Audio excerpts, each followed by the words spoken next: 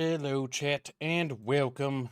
How are we doing today, this fine Sunday? Are we all having a good day? I hope so, chat, because I'm having a good day, I think. I hope. I'm not entirely sure. I had food. I actually had time to eat. I know, right?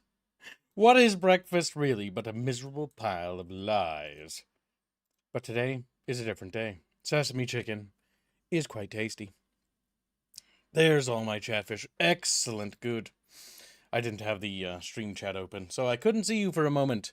Hello and welcome, chatfishies, to a glorious day. There's Plake, there's Jano, there's Grunchy Bunchy, and perhaps even Boulder and Primac Pepe. But I guess Florial's here too, and Moogie. We can't forget about those two. Can we? Excuse me. All right, chat, I'm going to preface this stream that there's going to be potentially what I would say, unless you, how to put this, unless you want to experience everything completely fresh when the Red Sun Dream stuff launches, I would recommend not watching the stream, which I know would hurt myself, but yeah. Because it's just going to talk about like world stuff and world building things. It's not going to spoil the story of the Red Sun Dream or the plot of the game or the anything of that nature. But today's stream is going to be focused on the wondrous and fantastic Echoes of the Second Age, which is a specific era in the lore and the setting of our universe that's probably the oldest, honestly. Well, not the oldest, but it's like the second oldest. I know, right? Technically, the first age is not the oldest part of the lore, by the way. There's actually a section that predates that, but we can't talk about that. But yeah, so today's subject is going to be focusing on the Echoes of the Second Age. Does it mean for the video game? What does it mean for the setting in the universe? And why it's important? And why are we dedicating so much time to working on this? You know, when it's like, what, kid, what are you doing? Why aren't you putting together the terrestrial stuff? Well, actually, the terrestrial stuff's pretty well put together. It's just we need the prologue of the video game, and the prologue of the video game requires it requires essentially a completely different era of artwork. And so we have to get all the artwork and concept art built up, which led to the series we're working on called the Echoes of the Second Age, which is a little video series we're putting together. There's the first episode's in production, as you already know, and it's cooking. And yeah, episode 2 is in production. Episode 3 is in writing. And yeah, so that's where that works, and that's where that's sort of laid out. And this is sort of a Q&A, so if you have any questions, you may ask them and do stuff. But yeah, this is specifically set in a time long before that of the time of Astria, the time of Terrestria, right? In a time in which Terrestria was called something else. It was called Erafar. It has had many names in the past, but in this particular period, it is a time in which humanity is new to the twin galaxies, or also known as the natives, as they call it, the Dreaming Way. This particular galaxy is, how do I put it? It's like, imagine two galaxies sort of like colliding. It's quite a calamitous occurrence, right? Except they've been colliding for, hundreds and hundreds and hundreds and hundreds of thousands of years, and so they've kind of subsumed each other into one amalgamous galaxy, right? So it's gotten bigger. But the other galactic core is still there, but it's kind of like smaller than the primary galactic core of the main big galaxy that gobbled up the little one, the little guy, if you will. Hippo Hegemony asks questions, but none of them are legit, so I will ignore them, I see. Crub, where were when Crubs? How Crub? Yeah. I expected low intelligent comments from my chatfish. Unfortunately, I have not trained them, or educated them, or even taken them to primary school, so unfortunately they don't know their ABCs, nor do they know what blue, green, or red is, other than the flavors that those crayons have. A regrettable fate for Chatfish, but a most welcome change of pace. But yeah. And welcome to Stream Primac Pepe. Yes, this is indeed about the video game. This is about essentially the earlier sections of the setting, if you will. And we're going to go through a lot of concept art. Mostly concept art, some of it's finalized art, and it sort of is going to paint a picture of what it is we're working on, because I figured it's been a while since I've done one of these where we've talked about the status on where we are and what is working on stuff. But yeah, if you guys do have questions, please try to keep them, less memey, keep them kind of serious. Otherwise, I'm gonna kind of just ignore you.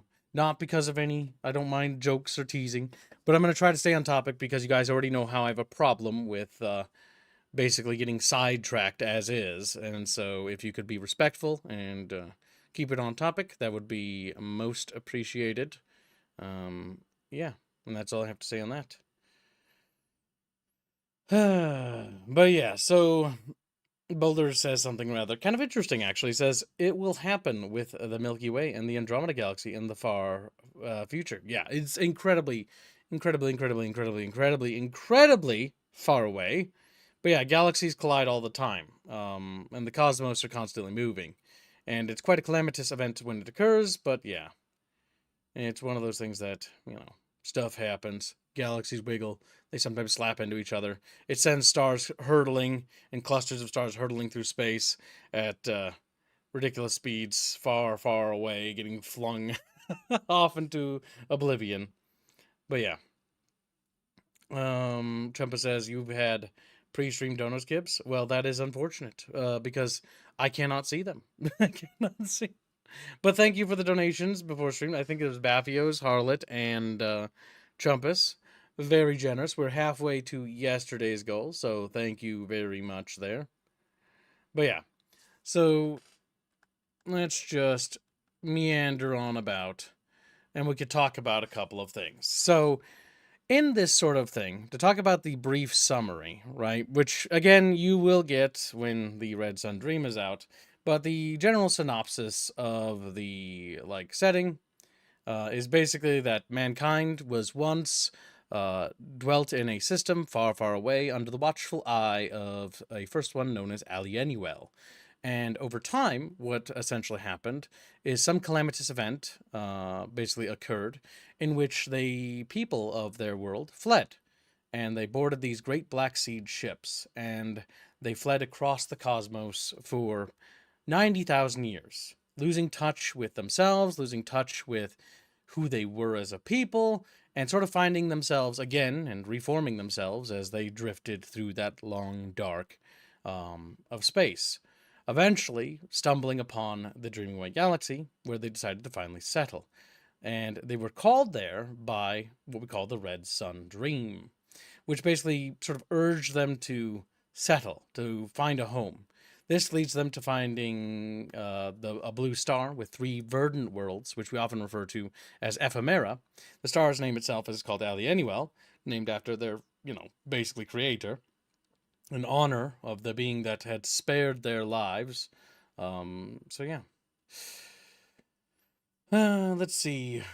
The Orange Band has a question. He asks, what's your roadmap look like? Well, the roadmap is as follows, pretty much. So, currently, my goal, because there are different goals on the team, but my roadmap is a bit different from everybody else's because it's, what I'm working on.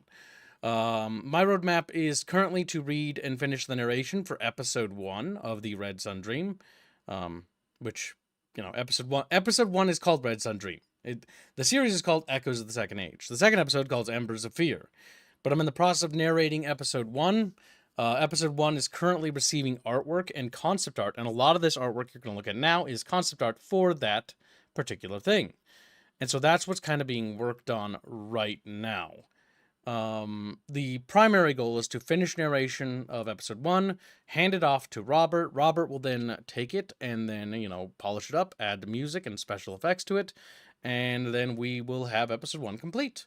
And we will rinse and repeat this process for every single episode going forward, until we complete the entire season 1. And yeah, that's generally the general plan. As far as the initial parts of the roadmap goes, is episode 1 and 2 are the only episodes that will receive artwork. And this is in part due to the fact that this is incredibly expensive. It requires chat to, reach the daily goal at minimum, ideally exceeding it. But yeah, and this basically builds up artwork for the actual prologue of the game, which is set in in this particular period of time. And so that's kind of what we're building up artwork for while working on this little lore series. So that's the primary goal. But yeah. Ulfeth asks a pretty actually interesting question. He asks, I'm late. No worries. Thank you for showing up, though. He says, is one of the twin galaxies the Milky Way, or is there no relation to our universe? That is an excellent question. The answer is there is no Milky Way. There is no Earth. There never was. I think it's better to just pretty much come out and say that, because if you're expecting a society to develop in certain lines, there are certain correlations, right? But there is no Earth. There never was. Earth is like I don't even know how you'd put it. There was never a planet like it. There are planets similar that support human life, but there is nothing quite like Earth, or the Milky Way. They never existed. It would be a fair assessment, I think, to say that it's a different universe ultimately. This allows and pretty much is able to more or less free up the creativity side, where we can be kind of more alien-esque with things, where we can push things to a lot more otherworldly vibes than we otherwise could, and allows us to explore things because we're not constrained by the boring limitations of our own universe. Now, there still is, like, the law of physics and stuff like that, and the time marches forward, but we define those laws in the Universal Bible. Like, time is ever marching forward, is one such example, meaning that there is no time travel, there is no time mechanics. There is, there is time mechanics in our game, but not in the sense of you're going to be slowing down time or anything like that, or reversing or undoing actions. This was purely done because I didn't like it. I didn't like the idea of death not having permanence, and when people die, I want that death to carry meaning. When times change, when things come and go, it changes who we are. We can't wind back the clock and undo those things. And so the entire principle of it is more or less, the consequences of those actions are built upon a history and a legacy, a thing that actually carries merit and weight to it. And that's the entire principles. But yeah. Ilfeth says, so completely different universe. Got it. Yes. That is probably the best assessment to have. There's no Earth. There's no America. There is no Germany. There is no Pakistan. What's most notable is that the ethnic group of the builders themselves mostly I don't know how this slipped in there, but yeah, I don't know how this slipped. Let's just say sometimes on the team, people draw things that decompress while working. But yeah, okay, that caught me off guard. Okay. Right.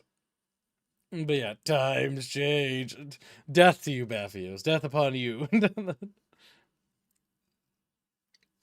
But yeah, Hippo Germany asks, so like Star Wars, you have humans but not from the Milky Way? In that regard, perhaps. The races in our setting are a bit more different. We don't have the same constraints and limitations of bodysuits. You know what I mean? And you can't really fault other settings for that, because, they just didn't have the technology or the prosthetics capability to produce drastically different types of species. Now, we still have some bipedic-like races, but I think we only have, 3, if I remember right. 3, or is it 4? The rest are completely, abnormal, like the Zur with their 6 legs, and then you got the quadrupedic Beloran, and then you have the, gaseous Highlands, and then you have the Aldavarians, which are entirely aquatic, and they need envirosuits to even exist anywhere, or they'll just explode, because they're high-pressure creatures. But yeah, the entire point of the Echo Second Age is just more or less exploring another point in the story of the setting. It follows kind of closely to Celeste, but also follows other characters in this particular era. Ulfeth says, it's like how the world, Sarah, in Gears had humanity evolve there with no relations to Earth's existence. Yeah, I suppose that's actually quite similar. I always thought Sarah was a colony, huh? It's been a while since I've read the book, so I might have just simply forgotten over time. But yeah, I suppose in that context, yeah, that's quite similar. Actually, I really like that interpretation, if that is true, because that's a more interesting way to view that particular setting, actually. I like the funny squids. You're mean. Why would you say that? Why would you like the funny guys? The funniest guys? Now, I tried to alphabetize this a little bit because I had time before work, well, or after work. But yeah, so the Aldivarians, they kind of start here, right? So here we have like some different concept arts and explorations of the Aldivarians, which the Aldivarian Union is sort of a communal society of these sort of not necessarily hive-like, but very commune like. I'm not sure Chatfish would particularly want to swim in their waters if that's how we would necessarily view it, and led by a series of matriarchs.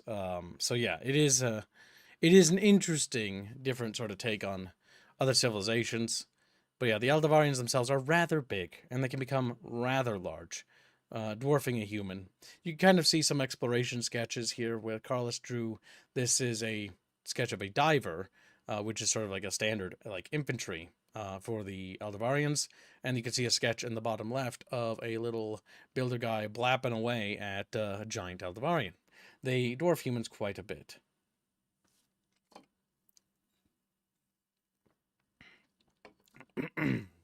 So like an ant colony, but more than one queen? Yeah. They have a series of matriarchs in their society. We call them minor matriarchs, which are like the more like governors of worlds, and then you have major matriarchs, which are more like in control of larger sectors of their space. And these matriarchs form a union, and that sort of combines these hives together. Bear in mind that the Eldavarians had quite the struggle to get to space, but they were also not necessarily unprepared, because for them, as they rise up from the depths of their ocean, because they were, born in such higher pressures, they had to basically procreate at lower pressures to adapt to the climate. Because in the early stage of their development, it helps them basically adapt to that sort of environment. So 0G born Aldivarians are incompatible with their own oceans because they will literally get crushed into little pop cans. It is very unfortunate for them, but yeah, usually once born in a particular role in their society, you kind of are expected to stay in that role. And due to biological reasons, you're kind of constrained. Now, their genetic technology and alteration technology is equivalent of the other races, right? Like the Rohirrans or the Builders, where they can augment themselves with Aug cells and stuff like that. So they can theoretically change those stations. However, because of their tiered society and how it's sort of structured, a male is very unlikely to be given the privilege of being able to choose what they want to do. It's a bit different. It's also why worlds that fell under their jurisdiction following their expansion of other races, like the Anton Alliance, basically, or no, they're more called the Alliance of the Anton, which is a series of 4 major races along the sort of core spire that basically fought a war against them, that basically banded together against them. Worlds that fell under their occupation kind of got stuck in adhering to the same like structure, and the races that were kind of occupied under that don't really adapt well to that sort of communal like structure of specific dedicated roles with no ability to move, because the Aldivarians are very micromanagey with managing how like other races handle stuff within their dominion. But yeah, mill squids have right. Mill squids matter too. That's true.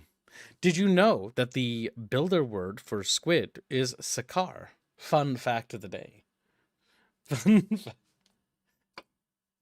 Can you imagine all the slurs the builders have for these things? Can you imagine all I can.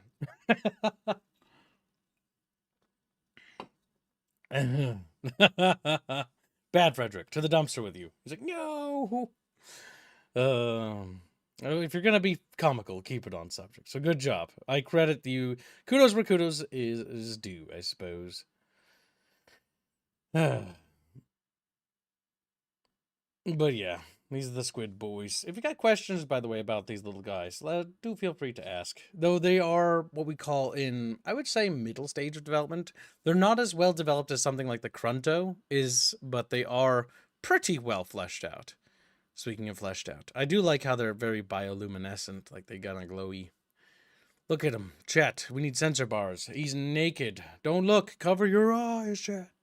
Like, oh my god, he's a little guy. That is one of the big boys, by the way. That is a big one. Those little squiggles there you see are actually supposed to be people. Now, unlike what do you call them? The builders like HACUs, where they have those heavier mechanized infantry.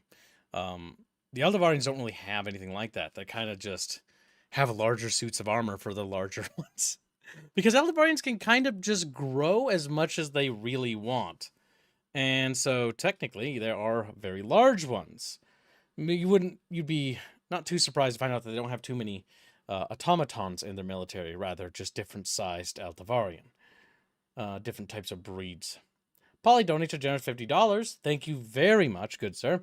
He says, just want to do my part. Kibbs can choose what thumbnails to toss me onto. Hashtag Kibbs choice. Activate Dolio. Dolio? You mean your animated fish, right? What? What the hell does Dolio mean? Chatfish, you need to translate for me. A, B, C, D, E, F, G. See, I'm a little uncomfortable showing stuff again. I need to get back in the habit of showing chat stuff because I've been so busy like working in my little corner that now I feel like sensitive to people looking at my stuff again, which is not a good sign. I need to work on that. That's something I always recommend. I mean, don't always push yourself to show stuff too early for your own stuff, chat, but just I've told you guys this before that I'm already camera shy. And I've always struggled with streaming because I'm really bad at it, and I always struggle with like what's the word, stage fright, and it's always been a Achilles heel for me as a streamer.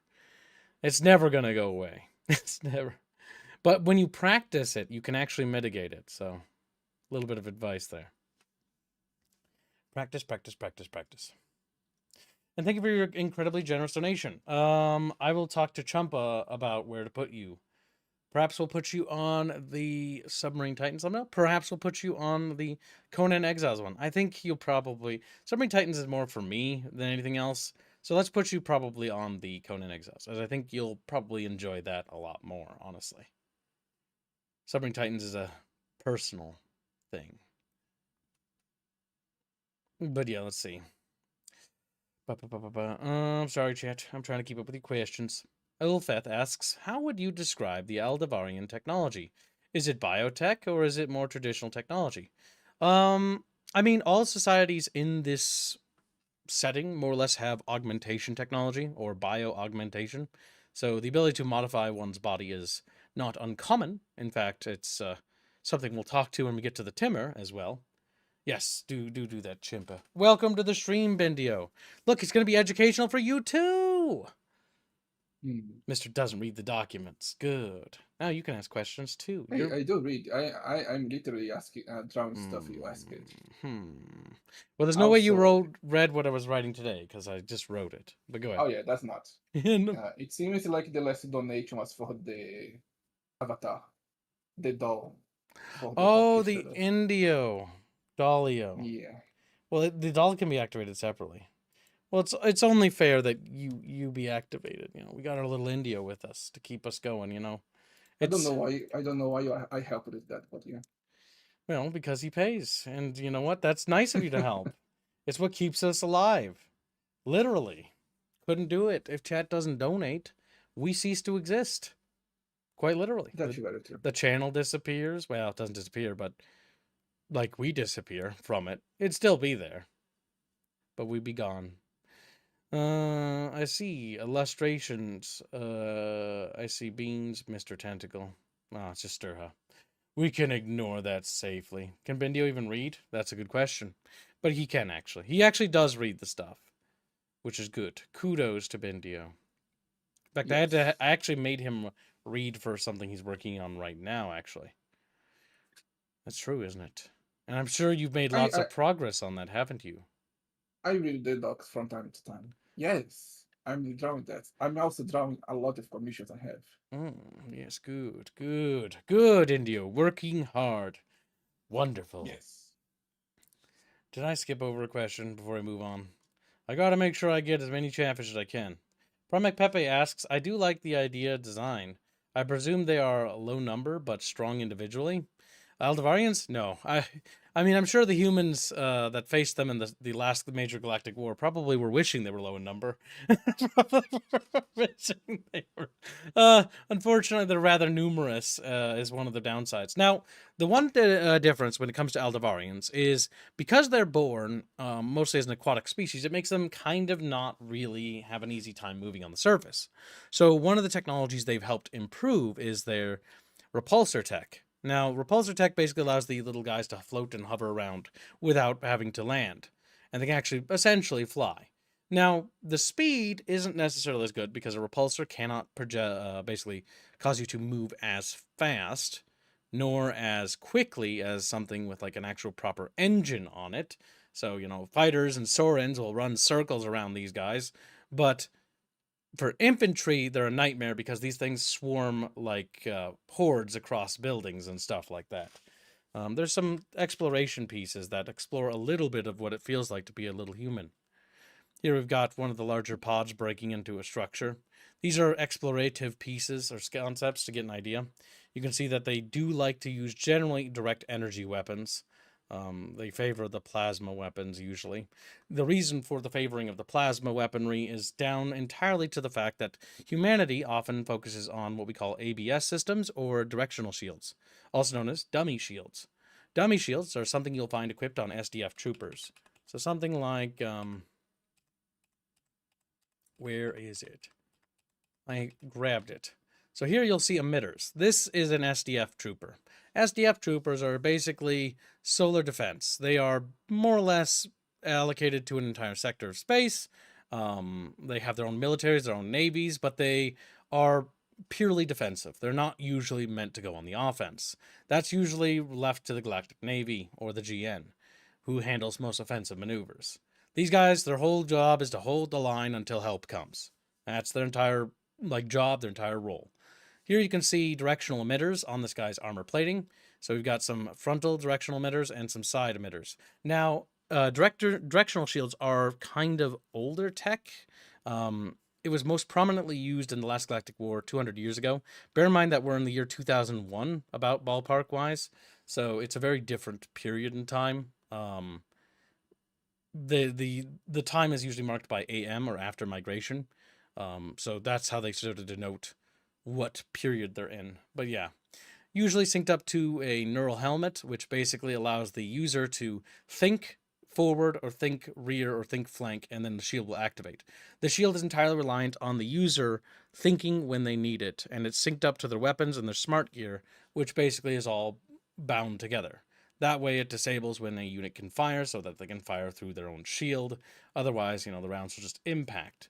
Some SDF troopers use standard sliver weapons, which is like magnetically accelerated weaponry, but they call them slivers. And then there's other ones where more close quarter weaponry, which would be called smart weaponry, which is basically rocket smart guided munitions. Not as effective at long range, but pretty good at close quarters and what's the word? Internal building fighting. Especially if you have the multi-munition type equipped, where they have different types of active munitions. Usually you'll see those equipped on more specialist type of guys. Oh no, what awful things will happen in 2001? For the builders, it's probably going to be their equivalent to Space 9/11. Who knows? Like, Space 9/11! Space 9/11! Ah, yes, the builder trade centers. The builder trade centers. A truly dark fate. It's an inconvenient time period, to say the least. If it has to become an art I want to draw. But yeah, so the reason why the squids often favor the plasma weaponry is because plasma is, if you know anything, it's like superheated air, more or less, and it burns through shields faster. And because it keeps the shield active, so the shield burns and does a burst. Now, if you know anything about ABSs, or shields in general in the builder technology, they have this functionality called a burst. Where are you? I'm watching Celeste get strangled. I saw you a second ago. You were... probably went past you. There we go. Here we've got a sort of a demonstration that Lycanfish helped me put together for the ABS when we were showing it to the other parts of the team. Because I needed to show how it worked mechanically, right? Now, when the shield's broken here, it doesn't have a burst effect. A burst effect is basically when something's pressing against a shield, whether it's a mass object or a potentially gas. When the shield's about to fail, it'll burst. The reason why it bursts is because it creates basically an energetic explosion around the user, which basically pushes the thing away, ideally. It's sort of a last ditch effort to save the user. In the case of like a car accident, if you're being impacted by a car at like high speed or an aircraft vehicle, if you have a barrier shield active, ideally the shield will activate. It will not be able to stop the kinetic impact of the thing coming towards you, but it should burst and explode, basically sending you flying away. Now, that's not necessarily a good thing. That could send you careening off a ledge. That could send you careening into a building and break your spine and kill you. Their builder medical technology is pretty advanced, and you do have a drone which can resuscitate and heal you, because every human is equipped with a drone. Drones are like little tiny pieces that attach to your clothing. It can be like a brochet or something like that, decorative, and it will detach and help you in case you're in trouble or something like that. It's also basically your neurally linked, more or less smartphone, I guess you could say, where you can interface with it seamlessly and access the dreamscape, which allows you to pretty much project or see anything in a virtual context within your mind. As you can imagine, writing that is, oh my god. I didn't even prepare stuff for the dreamscape because we don't have any visualizers for it, but it's a nightmare to explain. There's a lot of stuff for it. So no National Guard or Planetary Defense Forces? What? Why do they have a National Guard or Planetary Defense?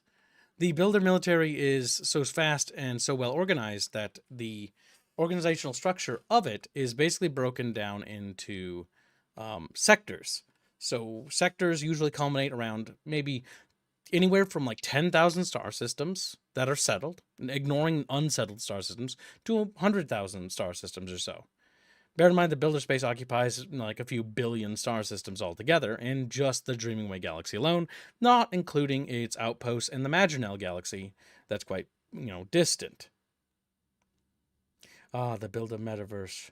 Listen, before that stupid Facebook thing made up that thing, I thought it was so revolutionary when I was 6 and I was coming up with this stuff. Most of this lore is like super old. I was like, my big fucking thinky when coming up with the dreamscape was seeing my flip phone and going like, what if I could think it? What if I could think it? That was essentially the same period when I came up with the lore, because it was about it's about 3rd grade when that like came into being, the idea of it. I believe so. It was quite a while ago. I had this little blue flip phone. I think I have it somewhere, but it reminds me of it. I miss my flip phone. The things are like bricks. They were nice. Now I have a brick smartphone, just a cube. Yeah. Mr. President, a second squid has hit the station. Oh no. That's unfortunate, chat. Feed us the lore. Well, if you got questions, Jill, feel free to ask. This is mostly going to be themed around the Second Age. We will do some stuff talking about Terrestria. I've also baked in some Easter eggs about Terrestria in here as well, and at the end. Because we have been working on the Terrestria stuff. I've just been mostly working on Echoes of Second Age for the prologue. Because as you can imagine, mechanically, like this stuff has to work in the video game, right? And so it's like, okay, we got to figure out how the lore works behind it and how it should work in the video game. And I think I've got a cool idea for it, especially because of Robin's addition with the mass system that allows us to push characters around. The shield burst thing is not just a piece of flavor text anymore. It can now actually do something mechanically, which could be kind of cool. But I'm worried that it might also be kind of annoying, though, because, wouldn't it be awful if Celeste's shield burst and then she got flung into a pillar and then died? So maybe not have it do damage. I don't know. So maybe not have it do...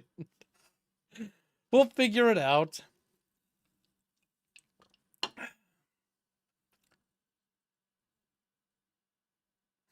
Whatever military engagements are appropriate. You have no idea, Hippogemini. When it comes to the mathematics of an interstellar empire, like the armadas at their disposal are like, oh my god, I don't even want to get started. I was working on episode 3, which I can't spoil. But all I can say is that the sense of scale should be felt there. You'll see what I mean once we get there. Well, if Celeste dies, she dies. That's true. Game over, Chad Bros. Now I must destroy Crazy Templar because he said metaverse and it triggered my autism just a little bit, just a pinch. Ulfeth asks, so I imagine all this augmentation is definitely not going to bite the builders in the butt whatsoever. No, that'd be preposterous. You silly willy, you're a silly willy guy. Nothing developed for the betterment of humanity has ever been used in a negative way before. Not the dreamscape. No, that would be silly. You're telling me that builders having neural augmentations that allow them to interface with technology with a thought could be a potential back door? You better shut your little mouth. That's treasonous talk here, Chatfish. We can't have treason in this bucket. Arrest that fish. Arrest that fish. Ulfa says, big question. But how do the builders govern themselves? Are they like space feudal society or a democracy, etc.? Kind of like a democracy, but more of like a meritocracy. So here we have some of the dudes. We got the treasurer on the right, and we've got the arbiter on the left. Oh my god, the arbiter looks so fucking done with his life. It's not even funny. But so this is the Grand Councilary, or at least this was a sort of a demonstration of the seating arrangement that we were kind of working on. There's some adjustments. This isn't actually how it looks. This is an earlier concept. Because this room was a nightmare to develop, the Grand Councilary itself. The Grand Councilary is seated in the world of Ephemera that orbits the blue star of Alianuel, the three verdant worlds. Above each of these worlds is a black seed ship that acts sort of like a moon orbiting around it, created and built by Alianuel to carry humanity across the dark of space. Around Ephemera itself is a nice, beautiful, icy ring that wraps around it, and it creates this glittering sort of vibe. But the actual capital city of itself, or the seat of governance of the multi-galactic spanning empire of the builders, is at the city of Atehelve Ro, the first city. This is an important place. This building is important, not just because it was the first structure they constructed here, but it's because Morin himself stepped down here when they built the structure and said that here would be where they would lay the foundations of the first city of man. And it was a pretty pivotal point. Bear in mind that Morin is a shipmaster of yore. There's supposed to be 3 statues in this, but they're not done yet, because each one of the shipmasters of the Black Seed ships, they're venerated in Builder Society because they stepped down nobly to allow the Council of Man to form. The Council of Man, basically, there are 3 major counselors that represent various ideologies inside the Builder Empire, and then there are the minors. The minor councils do not sit on the table of the majors. So the majors kind of the guys who push things, kind of move things. Now, how these people come to be in power is through merit themselves, elected amongst their own party. So here we have the White Sash Tiare on the left, Tiare. She represents sort of like the outer systems, the outer sectors, more or less. They kind of are a bit more on the religious undertones, though humanity has kind of lost touch with its spirituality after the death of Alianuel. Because, hearing your god die in its scream when you're fleeing through space kind of leaves a scar on a society. But she represents the more spiritual aspect of the society, as well as the frontier worlds and a different view set. An idea that mankind should work with the other species to better humanity and strengthen their position in the dreaming way. Whereas Vonal, the Supreme Counselor, who is the majority, Red Sash, one of the more popular Sash parties, I guess you could say, represents the sort of like old guard, the more entrenched old way of might makes right. We are going to seize control, and through our martial prowess, we will be able to bend the other powers of the spire to our will. And that has actually worked rather well over the 2,000 years humanity has been here. They've managed to secure dominance. They liberated the they liberated the Republic from the Rohirrim Empire, which allowed them to reform into the Third Republic. And the Republic of the Core was pretty closely aligned with humanity for a long time, until after the defeat of the Aldavarians in the last major galactic war. But that boils down to the fact that once the big cheese is out of the way, then, people kind of turn on each other. And so now there's like different spheres of influence inside the Dreamwing Galaxy, where there are human-aligned empires, which sort of lean towards humanity. There are those that lean towards the Third Republic, or what we call the core alignment. And then there is the, of course, who can forget, the lovable little Rohirrim imperial exiles, who still have their own sway. And they represent the axis of powers that have basically formed that are anti-humanity, mostly because they view them as, vagabonds who shouldn't be here and have changed the course of their galaxy's history forever. Bear in mind that the former hegemony of the galaxy was the Rohirrims, and before them was the Republic. But yeah, the galactic history is rather complicated and incredibly long. We could probably spend a very long time talking about the interstellar movements, as well as I even mapped different periods and times and wars, as well as all of the interstellar gains and border movements and formations and uprisings of different factions. Only the major spire powers. Tracking all the minors, like the Zur, would probably make me blow my brains out, or each of the races of the Unton. I don't know if I want to deal with that. I don't know if I want to. I mean, I could, and I probably will at some point, but they're not important right now, and I'll build them up later. I've got them built up enough for now. I've made my little Froge race, and I'm happy that they exist. So it's what a republic is supposed to be. Yeah, the builders are kind of a romanticized meritocracy, where the most notable and established people rise to the top, and those who become dredges do not call anybody a dredge in builder society. That's like the equivalent of saying the N-word. It is incredibly offensive. It's incredibly upsetting to be called a dredge. It's basically somebody who doesn't contribute to society. To be amongst that number is to be useless. And to be cast in that lot is almost impossible to move up, because social circles or stratas are how the builders move in society, because they are a society that has reached a point in which money doesn't really have importance anymore in the core. Now, money still carries weight in the peripheral region still, but it's not really as important. We're places where energy and mass is almost limitless. It's pretty much about social strata and influence, and that's how you allocate resources to a person. Usually there is, how to put it, there aren't any homeless people in the Builder Empire. There are people who live poorly, but there are people who live well, if that makes sense. Like, an example of like a poor person would be in this society is somebody who'd probably have an apartment. You have an apartment, you're like a kid. You're like me. You're poor. You're poor. And that's what you got. And you can move up in society through achievement and merit, but you got to do something of value. Otherwise, if you're just content, you fall into what we call the dredge status. And if you're at a dredge status, you kind of become person non grata, meaning that you're going to have to do something kind of impressive to get people to want to talk to you again. But yeah.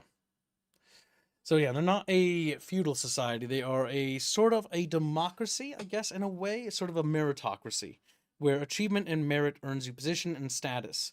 And while there are people that there is a bit of nepotism in that to a degree, just because you know somebody, if, for example, let's say Loram, the little bald man in the middle here, let's say he has a son, and his son is given opportunities and fails at those opportunities. His failure will actually negatively mark his father. And so that can actually, be like, well, he's reflecting your teachings. Were you a good teacher? Did you pass down that knowledge correctly? Like, did you raise him rightly? And if you didn't, and he's sort of a little bastard, like, you kind of just ignore him. You kind of just turn the other way and you just don't acknowledge he really exists. You kind of just pretend that little accident didn't happen. Little accident. But usually there are no major issues. Like, for example, the Builder Society, there is no mental disorders anymore. There are no wheelchair people or handicap. They have cured almost every disease known to man. They live incredibly elongated lives, and they have the Mortis laws. The Mortis laws are a series of laws that basically prevent you from living over a certain amount of years, because they have to stop giving you new organs all the time, because you could technically live forever. The issue with living forever is that it would become a burden upon society if everybody just became immortal, because they would overtake the galaxy. This is sort of an agreement that every race actually had to reach, the Mortis laws, and anyone who violates those laws is persecuted to the severest severest part of the law. But yeah.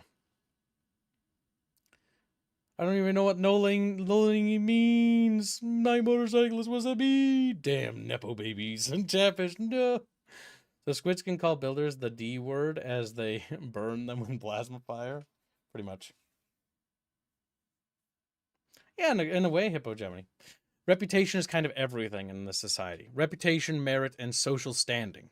Who you talk to, who are your friends, matters a lot more here. So pivoting and conversations and just like spurning or like earning or making friends can build strong bridges, but making friends with the wrong crowd might put you in different sort of alignments. You might end up with the white sashes. You might end up with the red sashes, the green sashes politically. Not everything is hyper politicized though when it comes to the things. So if you're not like hyper in the political side, you can be moving up in other ways too through merit. Though it's more common, I will point out, to move up with an alignment if you have a white sash or red sash or green sash connection. There's also the blues and the other sashes too, but they don't really have as much power.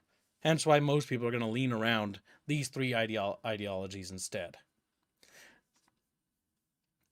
So living too long is punished with death? Yeah, pretty much. I love it when you word it that way, but yeah.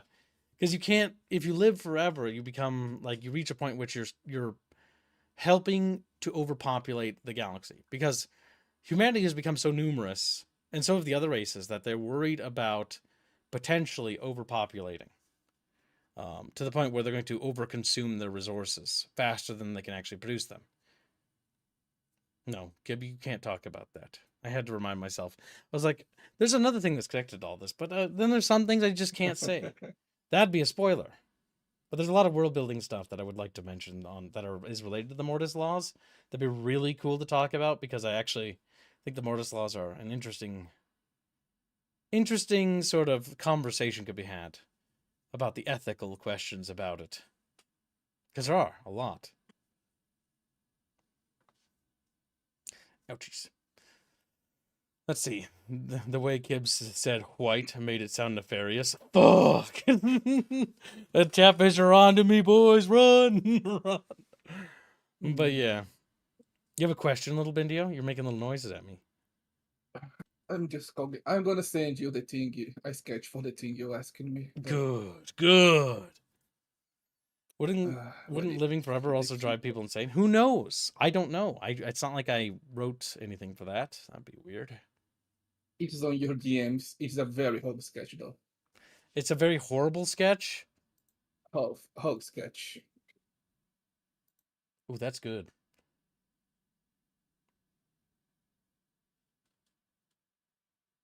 Yeah, that's good. Keep it up. Keep it up, Indio. That is good. Man, I think people will like Celeste. I hope you guys do. If you don't like Celeste, I think I'll be a little sad. I'm not gonna lie to you, chat. If you guys actually hate her, I think I'll be a little upsetty spaghetti. I'll probably cry a little bit. I'll probably cry. I'm trying to make characters that chat would like, and I'm not sure if they'll like them. I don't know if they'll like Lorem. I don't know if they'll hate TRA, or if they'll think Vonal is like based or something. I'm not sure what's gonna happen. I'm scared. I'm scared. They probably hate you for the things you want to do to her. What are you talking about? I'm a caring creator. I only want what's best for my characters. Is there a limit on children? Like a normal person could have like 20 kids. If you let someone live long enough, they could have like 2,000. There is actually no legal limit on how many kids you can have in the Builder Society. However, it is incredibly taboo to have more than one spouse. In fact, it's I have to check the laws again, but I don't know if it's illegal. Like, they're a monogamous society. It's also like, how do I put it? Like, divorces are kind of looked at like as a incredible negative in the society, to the point where it can completely destroy your reputation. Meaning that when you marry somebody, you better make sure you do a good job of figuring out whether you love them or not, because that marriage is going to be something you're going to be stuck with. Because yeah, you can get a divorce, but like, holy fuck, will that destroy your merit? It means that you're a failure. It means that it'll destroy both of your merit. So if somebody wants to sabotage their spouse, like, and take them down swinging, like, that'd be one way to do it. Better to kill him. Better to kill him. It's like, no. I hope chat likes the void, Gibbs. 2026, you forgot to date it. We gotta find out if this ages like milk or not. Come on, chat. I'm expecting better. Game comes out, Celeste becomes the new term for Mary Sue. I think I'd just kill myself. I think I would actually kill myself, chat. Like, there are some things in this life that are just not worth seeing. They're just not worth seeing. I do a good job. I've always asked people, like, hey, what do you think of these characters? And I'm like, pretty good. Like, are they ever gonna, like, win? I'm like, I don't know, maybe. I don't know, maybe. Potentially. Minus 500 social credit. Yes, pretty much. Marriage for love is gay. Political marriages happen all the time in the Builder Society. Not entirely unnew. Politicians becoming divorced was highly taboo decades ago. Yeah, it's even more taboo in the Builder Society. To do that, because to be in part of government is you're supposed to be an icon, right? There is term limits for how long Lorem can actually be in charge, and there's also term limits for him in general that he's allowed to be in politics. After a certain amount of years in serving in the councillary, you're banned from ever serving again. Because you've done your virtue, your virtuous duty to serve the government. And when you're serving the government, you're serving the people. And if you're serving the people, you're supposed to be there for a limited amount of time. It's also considered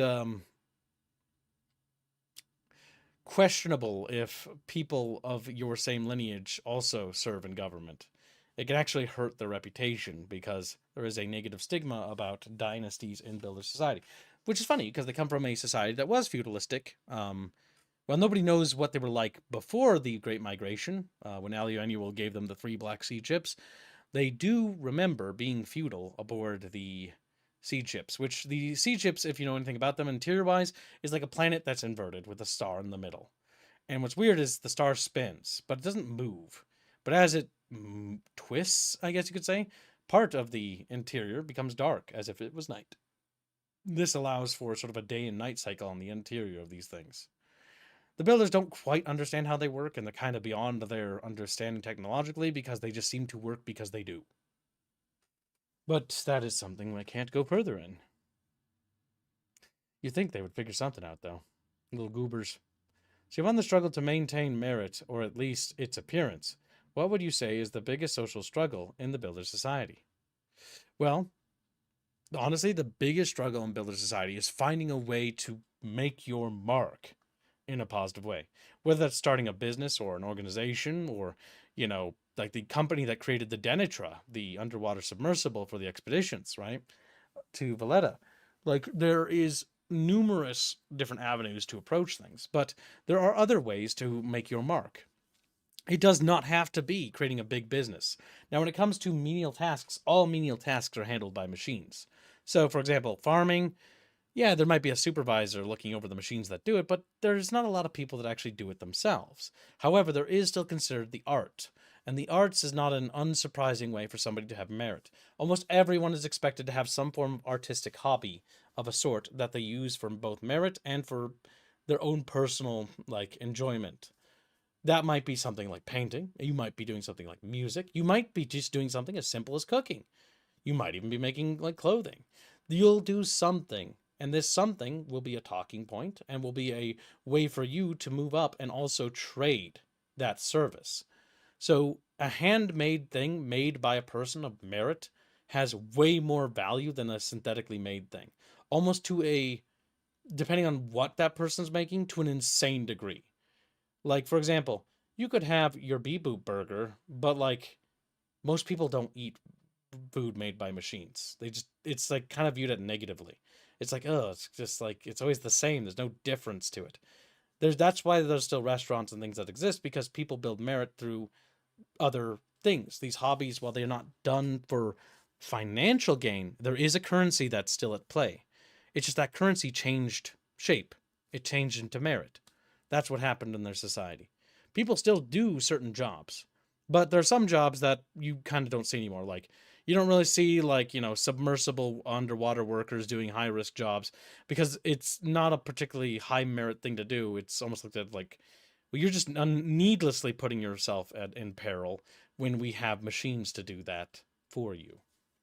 Now, machines in society play a pivotal role with a lot of things, but that's also why machines are looked at with a little bit, not necessarily of disdain, but it's like a respectful sort of like, this has its place, but I need to do this myself. Also, consider a skill of a carpenter who's honed his skill for 500 years. I mean, yeah, if you'd want things to be built by human hands, usually high merit people, most of the stuff they're wearing, like the clothing on the people in the council, they're all wearing stuff that was handcrafted. In fact, there's almost nothing that's machine made on the council, not even the chairs. Not even the chair. Because it's quite meritorious to be like, yeah, no, I created the chairs that the councilors themselves use. It's like, holy crap, that's pretty fucking cool. And that moves you up in the social circle. It's a high value tool. Yeah. So you'll still find people that have jobs. It's just these jobs do different things now. It's now that they offer, like, you don't get money out of it, but you get connections through talking to people. And those connections elevate you higher. You make deals with people, you make bargains, you're owed favors, and these favors carry a greater amount of weight than they would in any normal society. Because now they're bound by merit. They're bound by that honor. And that bond strengthens things. To cook for the inheritress, there's no greater honor.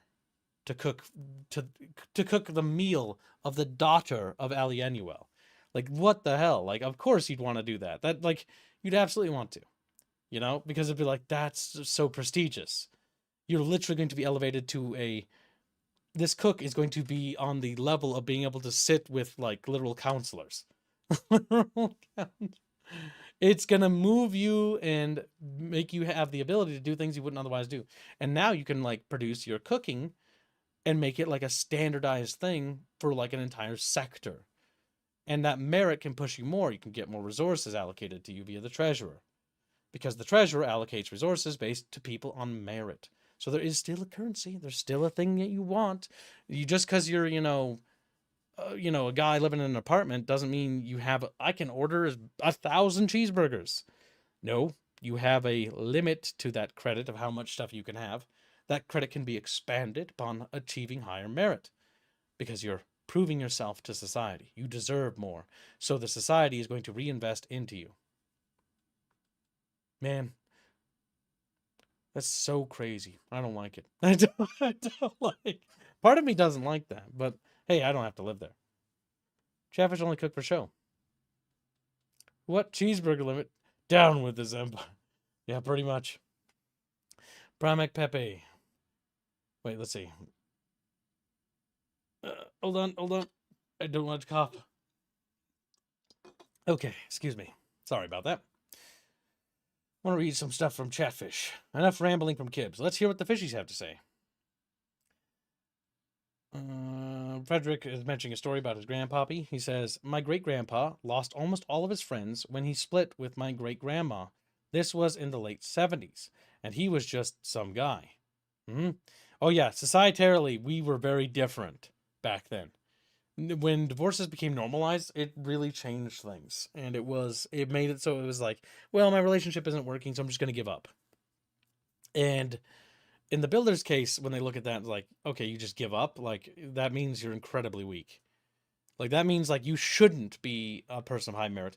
Because if you can't even get your own house in order, how the hell are you going to run this company? How the hell are you going to organize, this entire, like, political party? How are you going to push what's best for us if you can't even do what's best for you? Why should we put faith in you if you can't even keep your own house in order? It's not a good look in their society. It's pretty bad. Also consider the skill of a carpenter, says Vulcan, who has honed his skill for 500 years. Yes. Though the mortis laws for humans are like 250 or something like that. They can't live to 500. 500 is a wee go. You're going to have to be euthanized. Come here. Now, by the way, when it comes to the mortis laws and the euthanization, they don't actually, like, pull the plug on you. They just stop giving you new og cells to renew your organs. And then you just pass of natural causes. You live out your remainder of your years. So sometimes you can go from 250 to, like, 280 to 290, maybe even 300. Just no more modifications. Prime Pepe asks, question, population numbers wise. Oh god, don't tell me about the numbers. I need to jump up for that. Whilst I get that people would want handmade things at scale, that doesn't work. You're right, it doesn't. I imagine many people lower down don't really get a choice. You're also right. That's true.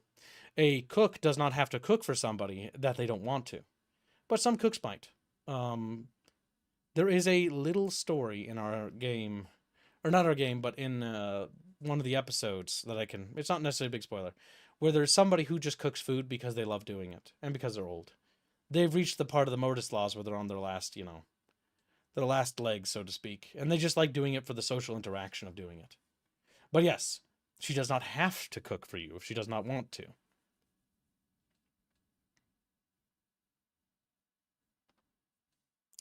But yeah.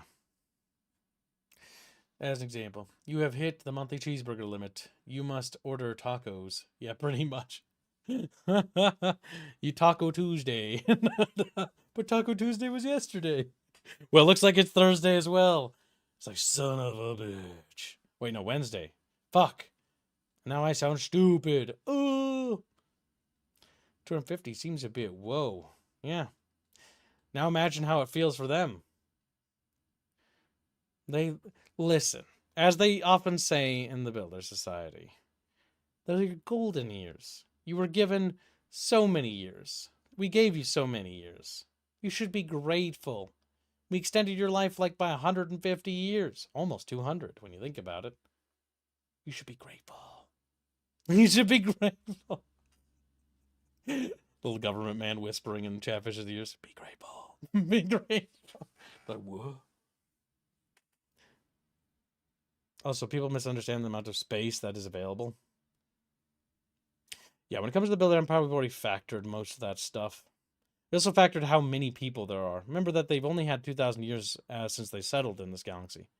Even with the procreation rate and elongated lives, there's only so many. Moving on. The numbers, Chumba. What do they mean? Kibs every day. Yeah, pretty much. I make him do math.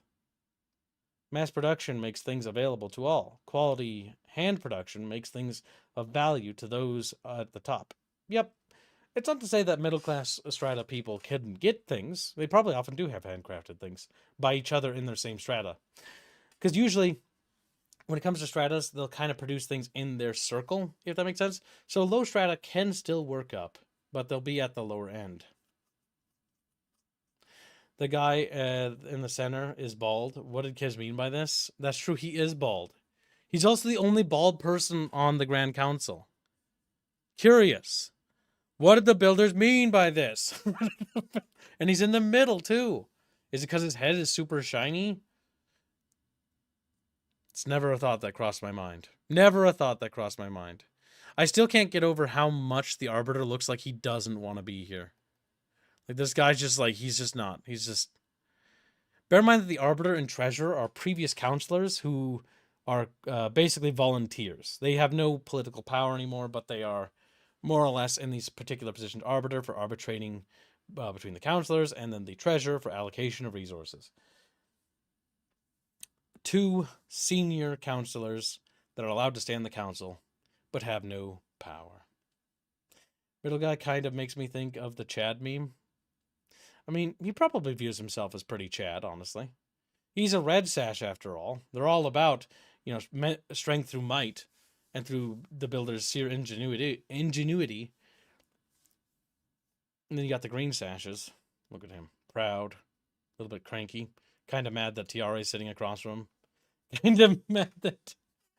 Wouldn't you be? It's like, what? Booba on the left front row. Yes, the Tiara is a woman. There is one woman on the council, chat. That might... I don't know what that means for the Builder Society. I don't know if it's over, chat, but it could be it. It could be. It's like, curious. It's ogre. This room was a nightmare design, by the way. Oh, boy. But yeah, somebody asked earlier what these different suits are. These are suits for the Denitra. The Denitra is a basically a submersible city, I guess, that was deployed to oceanic worlds with the. I know it's kind of ironic because we played Subnautica recently to basically explore underwater worlds.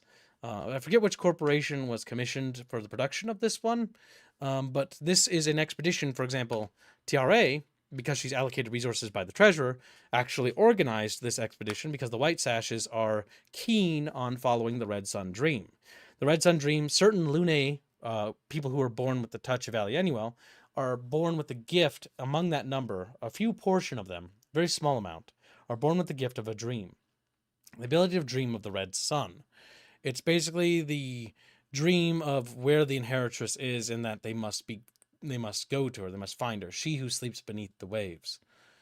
And so they've been constantly called to that. And so the White Sashes, they organize these expeditions, which the other counselors are okay with because, they did settle in the Dreaming Way 2,000 years ago for this specific reason. Though, honestly, if you probably had to ask any of them, if I had to wager a guess, based on what I would theorize, most of the counselors probably would ideally not like the inheritress to be found. It's something they search for, but it would be a political inconvenience if they did find her. Not to mention the potential dangers because of what they know about the inheritress and its relation to the things that lurk in the dark between galaxies. So that's the things that they're afraid of. Finding her would basically bring up that can of worms about what happened to Alianuel, what could kill a god, what was able to destroy entire galaxies and civilizations, what made the Great Dark in space, why does the Great Dark exist? Well, that's because, and they know, because they have the logs for it, every galaxy in that region was consumed. By what? They don't know. But they don't want to know. Anytime they hear that scream that permeates, that echoes throughout the stars, it's followed by a terrifying silence. And it's something that they don't want to see, they don't want to hear. And that's why, while it's their duty to find the inheritress, it's not something they're looking forward to.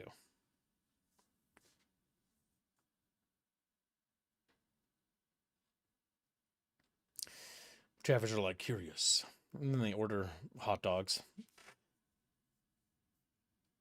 Janoberry says, seeing how we don't hear much about the builders in terrestrial time, that was probably when the decline started. And yes, I can't really say what happened. That's something you guys are going to see and experience. Because that's what the entire Echoes of the Second Age and the prologue of the video game is actually about. What happened? Why are the builders gone? Why is the planet called Arafar, or that was called Arafar, called Terrestria? You'll find out. It'll be fun, and I can't wait for you to see it. It's actually torturing me. Genuinely, that you haven't yet. But I'm working on it.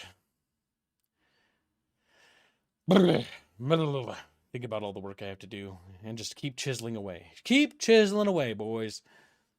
Janoberry says, seeing how we don't... I read that. So how advanced is the tech of these people? Is it like the Imperium, where they don't understand half of most of it? No. They're far more enlightened and advanced than the Imperium. They probably wipe the floor with them, honestly, when it comes to their technology. They are pretty advanced. Like, an example of a society that would be an actual threat to them would probably be the Earth Empire from the Supreme Commander universe. That would represent a significant threat, especially if they had the Black Sun device. That would represent a catastrophic threat to them. That would represent that sort of Celeste the Devourer of Galaxies. Just put some ketchup on them, like, yum. Why would you say that? That's so mean-spirited. Hurtful. Hurtful chatfishes. Bad. But yeah, they're pretty advanced. I mean, they have the ability to augment their organs at will. They also have the ability to extend their lives at will. They have the ability to live near perfect lives. They have basically secured total hegemony over the Dreaming Way. While there is still a ongoing galactic Cold War between the various spheres of influence, it's ever since the 1812 expansion accords, it's pretty much a done deal. And for those who don't recall the lore about the 1812 accords, following the last major galactic war, where the Aldevarian Union was pretty much shattered, the humans managed to make all the various powers of the Spire agree to a deal after having discovered the great ability that the gold Lune had uncovered in the Builder Empire, the ability to create what we call anchor worlds. Anchor worlds are machine worlds that basically are bound together through rituals. And so anchor worlds create these things called indenture lanes. These indentures are like little veins that spread through the galaxy, allowing for basically instantaneous travel from one end to the other. It also allowed builders to actually finally figure out how to traverse from galaxies without taking thousands of years. It's what allowed them to go to the Maginel Galaxy and establish a foothold over there. These indenture networks are connected to these anchor worlds, and so each anchor world is basically a machine world that has the ability to print entire armadas in the matter of seconds. So it's one of those cases of like, they are pretty up there, and that's why the other powers, well, they still are also pretty advanced too. They can't really do anything militarily against the Builder Empire directly. Hence why proxy wars are usually, conducted and fought. Sliptrock! Oh my god, there you are! Rubs his little belly. He's like, oh, starts screaming at me. Thank you for the nation. Donates $5. Why did it not show up? Did you send the message on Rumble? I see! Rumble has crashed. One moment. Oh. And then it logged me out. Hold Amazing. on. I'm trying to go back to my Rumble account. There we go. It's finally working again. Okay. If you guys type in Rumble, please, and if I don't respond to it right away, definitely message me. It's because my Rumble breaks. So, I don't know why. It's just, I think it's my Chrome. I think I need to... Robin's probably right. I probably need to fucking do a fresh install of Windows. Sometimes my stuff locks up. But there, it's functioning now. Slaprock donates a very generous $100 and says, hello, Coconut and chat. I am healing well. I am doing my part to make the Raffia canon. Hashtag sandwich, hashtag Gibbs Choice. Thank you for the generous donation, Slaprock. We very much appreciate it. The Raffia. You little shits. You little bastards. Thank you for your generous donation, Slaprock. Really appreciate it. I want to start talking more about the game as we're getting closer to it, if that makes sense. Especially, well, the game has been in development with Robin. I don't want to put pressure on him. He's got a lot of stuff on his plate. But the Echoes of the Second Age stuff is getting closer to launch, and I want to start talking about it more. Mostly because I have all this pent-up energy, and I really want to talk about it. And it's driving me insane to not talk about it. It actually is. I needed to do this stream to decompress and vent, because I've been like a bottled up little thermonuclear bomb about ready to explode every single day. And I can tell that I'm getting stressed out because I'm waiting for like things to be developed, but I can only wait for concept art. And so that's why we're going to do this video. So I can decompress, so I can be like, okay, I showed people what I'm working on. Now I'll go back to work on it. Do you want that to go to the Conan or the sub game? Split it. Put Slapdog on Conan Exiles and then put him on Submarine Titans as well. As a reminder, chat, I will write new lore for the Rats of Terrestria. I will actually write the lore, and I'll have artwork made if Chatfish catch up to the weekly goal. Because we are a bit behind. It's a bit of a tough week, I know. But I figured I'll set that stretch goal. And that is my homework. So I will not be in the Discord server until I have that done. Because I will be writing rat lore. Because I know you guys want it. I don't know why they want it, but they want it. So it's like, okay, is there rodents on Terrestria? Yes, there are. Have I written lore for them? No, I haven't. No, I haven't. I see. Yes. I actually have a little creature that we're going to be showing off for Terrestria, because I got some Easter eggs from Terrestria in here, too. But we're going to mostly focus on the Echo Second Age stuff. What? I already can see the consequences of that on me. Black Knight gives 20 memberships. So yes, I've decided, Jesus Christ, to help fund the game, I'm going to let chat help influence little background lore for what I write. So I'll let that happen. It's also good for world building exercises because it'll put me out of my comfort zone. And that can only help me grow. Grow as a writer. Because too often do I write what I want to write. It's time for Kips to be punished. It's time for Kips to be punished. Be forced to write things that might not necessarily be the things he wants to write. World build areas where I don't care about. Don't make me do taxes, please, love God. Builder taxes are a bit complicated because they're not really the same. They're not really. They don't really have like a proper tax. Let's just not think about that. All right.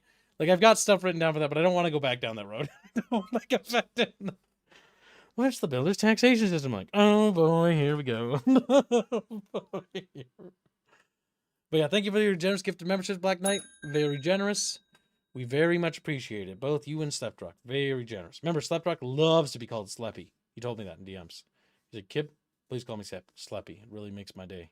Brings a little smile to that little rock man's face. Terrestrian Bobber. Oh my god. I don't even know what the hell I'll name it. I have to go into the language doc and we gotta give it a name.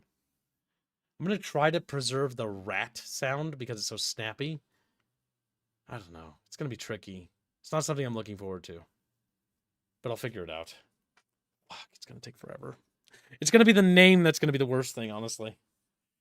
I'm gonna call it like Rack or something. I don't know. Or Rick. Oh no, it's a Rick. I don't know if that really fits their language, but yeah, it'd be funny. You lie. I'm not lying. What are you talking about, Sleppy? Sleppy loves it. Slep. He loves it, see? If you love it so much, why your name got Slep in it? Big thinkies. I'll make sure it gets put into the correct docs when you finish it. Yes. Oh, yes. Speaking of, if you've got time to organize stuff, there is new lore in episode 3, Glory to Mankind. Some new ship names, captains, first officers, and stuff like that. I've been doing a lot of naval combat stuff. I'm gonna need you to do the numbers and mathematics behind what the fuck is happening, by the way, because I started doing the math behind the missiles, and they're like, was it 10 tons or like I can't remember. They're heavy. They're heavy. They're like Merv heads, basically, that explode into thousands of little missiles. But You're yeah. gonna make some military stuff shit. No, don't worry. That's Lycanfish's episode. He does episode 3. You're safe. You're on episode 4. You have to draw Celeste. Nice. Yeah, see? It's not so bad. I'm sure there's nothing nasty that happens in that episode. I'm sure episode 4 will be fine. No, we need to get back to episode 1. We're not even done with that one's art. And then you are going to be doing episode 2, and you're going to have to do some military stuff, whether you like it or not. Oh, damn. Yeah. For example, these are the Councillary Guards next to the... No, PDF. Councillary Guards here. We have concept art of them. There they are. This is a more detailed one that Robin was working on. Robin's taking a break. This is very not done. But so what's interesting here is that he's actually trying to incorporate different parts of the society. So, oh my god, chat. The details. How much richness is in everything is insane. So, what do we know, right, about the Black Seed ships is there are 3 different Black Seed ships. I'm not going to say their names because honestly, people are probably going to forget them in 5 seconds. But there are 3 Black Seed ships that carried man across the stars, right? Well, more like across the dark between galaxies. And these are represented right here. Then there is the beautiful blue star of Alianuel right there. And then around it are 3 different people. Those characters are the 3 shipmasters of each of those seed ships. And so it carries a lot of weight. Now, Robin didn't know what to do for this, so there's just a guy with a gun and his dog. And I thought it was supposed to be waves. I'm like, that's cool. It's like the waves crashing on Valletta. He's like, oh, whoops. I just made a guy with a gun and a dog. And so I'm like, because he didn't know what to put there. So, yeah, that's just a work in progress. Here we've got like a lot of details with the red sun and then the beautiful gleam of it. The actual shield emitters. There's a lot of like little details here. And these are round shield emitters. Yeah, this guy's not done. This is the Grand Councilor Guard. This guy is supposed to be huge. He is an augment, or an auged human, which means he is tall. They're tall boys. Part of a new experimental innovation by, I think, the Red Sashes. Remember, each different political party within the Builder Empire is pushing different technological goals and different aims. The White Sashes are often leading most of the diplomacy with the other races and trying to build up alliances with the other lesser races in hopes to secure hegemony, while the Red Sashes are mostly focused on military, and the Green Sashes, well, they're just going to green sash. They're going to be more focused on the exterior, more focused on pushing mankind's influence through direct colonization efforts and also expanding their influence in the Maginell Galaxy. But they're all pushing different angles. Each one must work together, but each one is part of a different political party. It's sort of like the ideal situation of how the forefathers for America kind of imagined America to be, where, yeah, the president's cabinet would be made up of people that were technically of different parties. They communicate and work together. Kind of like the cabinet for the council, a little bit. At least we don't have any bleeding heart liberals. Just like, I'm joking. That's this joke. Episode 4 is the genocide episode. What the fuck? Just because Celeste is in it doesn't mean it's a genocide episode. She's also in episode 2. She's in like every other episode. Because the series is basically building up to the prologue of the video game. There's planned to be 2 seasons. Now, if Chatfish constantly make the dailies, well, we will produce all the panels for all the seasons. But if you guys think that the panels aren't worth it, then we'll probably just do a couple panels for each episode. Call it a day. Because there's a lot of panels in this thing. And they're pretty hard. Like, this is one panel from episode 1. And it took a lot of work to do. And this is done by Lycanfish. You got Far running towards Everine.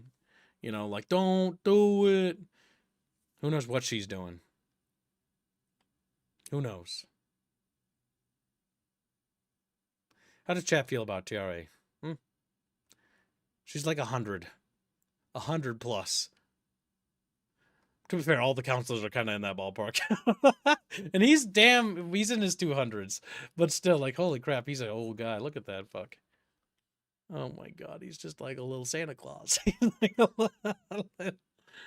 Ah, good SDF troopers. She's like, I'm gonna do it. I'm gonna do it. Chatfish, no. The old Red Sun over Paradise. That is so goddamn good.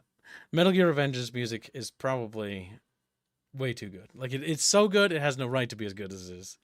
Beautiful. This is the cover for episode 1 that Sal had produced with Far and Everine on it. Using the logo we actually had produced for it. I really like this one. What do you like about it? Especially the dude face. I like how sharp it is. I like how stylized it is. Far just thinking about, you know, how to talk to women. How to talk to... Who can say for certain, really? A poor choice of words was that. But yes. Here we have Celeste wearing her actual builder garb as the inheritress when she's in politics. A very well-dressed 9-year-old / 10-year-old. Ah, yes. Oh my god, it gets me every time. It gets me every time. This fucking picture is way more funny when you know the context of episode 2. Yeah. Oh my god. When you see episode 2, chat, I think this will click for you. Thank you. Outfit of the evil. I missed you saying this, but what medium will this story take form of? Videos. There's technically, I think there's one you can watch right now. Well, there's a preview of it. Hold on. It's being retaken. I'm gonna go get it. Battle Damage Studios.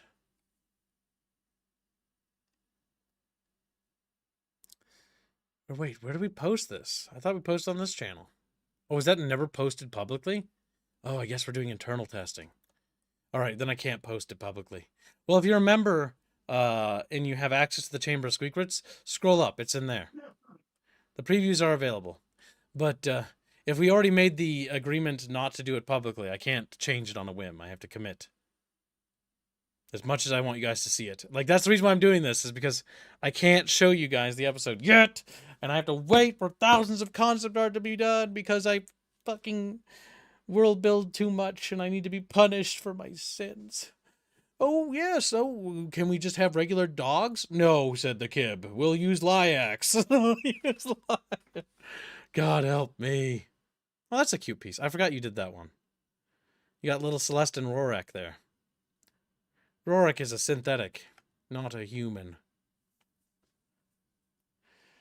Oh, I should see if there's any questions. I've been kind of rambling again, doing a bad job at not reading questions. Why don't the SDF troopers have camo? They usually do. This is just their concept art. SDF troopers do wear camo, and different planets have their own sort of armor.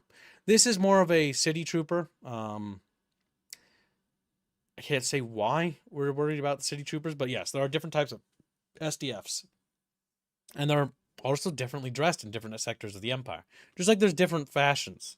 Different sectors usually have cultural hubs. For example, the White Sash Party, their political capital is more or less the world of Basark. Basark is a frontier world, but it's also one of the most industrious and well-developed frontier worlds. Unlike the city of Ephemera, where it's sort of like more older-looking architecture from when they first settled there 2,000 years ago, the city of Basark is more shiny and gleaming and lots of silver spires with terraced-like platforms for the various apartments and stuff like that. Their buildings always have like an exterior on the terraced platforms, so the buildings kind of taper upwards, sort of like a terraced kind of. I don't know how to describe it. We don't have the artwork done for it. Kind of like a tiered city, but to each building. Like, for example, in like the various apartments. Mostly because the upper classes or upper class strata usually have like their little parks or like little outdoor areas on each layer.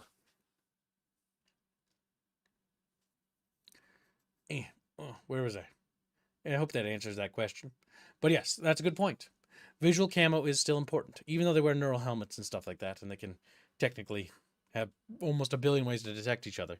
Electromagnetic or electro. What do you call it? Oh my god, my brain! I wrote this lore like a while ago. Electromagnetic warfare? No, I don't know if that's what they call it. They have their own type of electronic warfare, suites and systems for like helping mask themselves. Just like that's why, for example, certain types of remote piloted drones, like why do Sorens, what's the Soren? Soren translates into the word saber from Builder. The fighters they use are called sabers, but they call them Sorens, right? Their fighters have the capability to be remotely piloted. However, they often aren't, and they often have pilots in them themselves because they don't have a onboard computational system to operate independently. And so it's still good to have a pilot inside to manually control it in case of electromagnetic warfare. Or no, it's not that. Why do I keep saying magnetic? Electronic warfare. God help me. Having a hard time today. My brain's all fried from researching missiles. Researching. What if Celeste was raised by a show? That'd be a bad idea. That'd be a bad idea. She already has a problem with being a little rat bastard.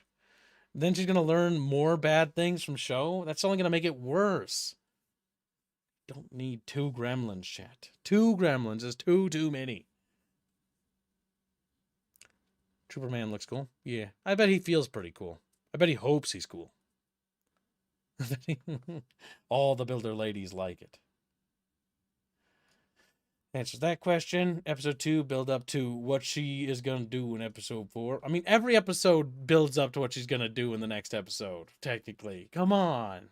It's not like it's going to be genocide. Come on, chat. I'll try to look at it tonight. Remind me later or tomorrow. God damn it. He's asking me to remind him? Fuck. We've reached a new low in the studio.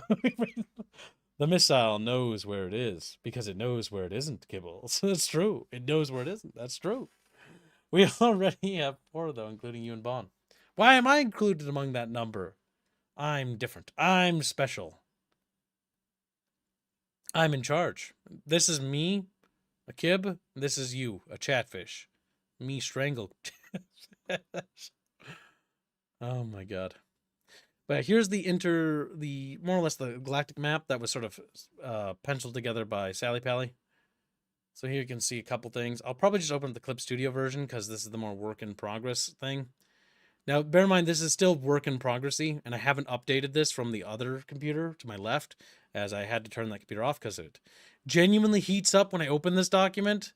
But yeah, there is the different various powers, the different worlds and locations named to where they are. You know, Ephemera is over here on the outside. builder space, you can see represented by this territory here. You've got the, Chthonics, which is like the, I guess you could say like the kind of continuation of the Rohirrans, but not really, as the Rohirran Imperial remnants got pushed out over here. You've got the Aldebaran Union, what their territory looks like in the contemporary. Bear in mind, this is the contemporary period map.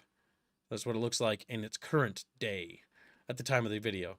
You have the greater core of the galaxy, and then you have the other galaxy, which I talked about, which was being subsumed, hence why this galaxy is often referred to as the twin galaxies by humanity, is referring to the fact that the second core, or what's left of it, is over there, getting slowly sucked in, like a straw.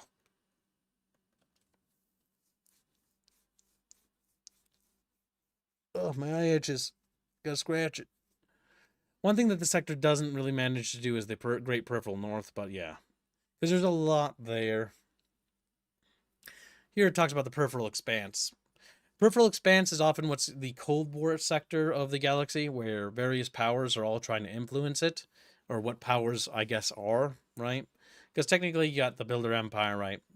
But the Spire Federation and the Aum are, they're ancient. They're like the Builders. They're also a first one descended race.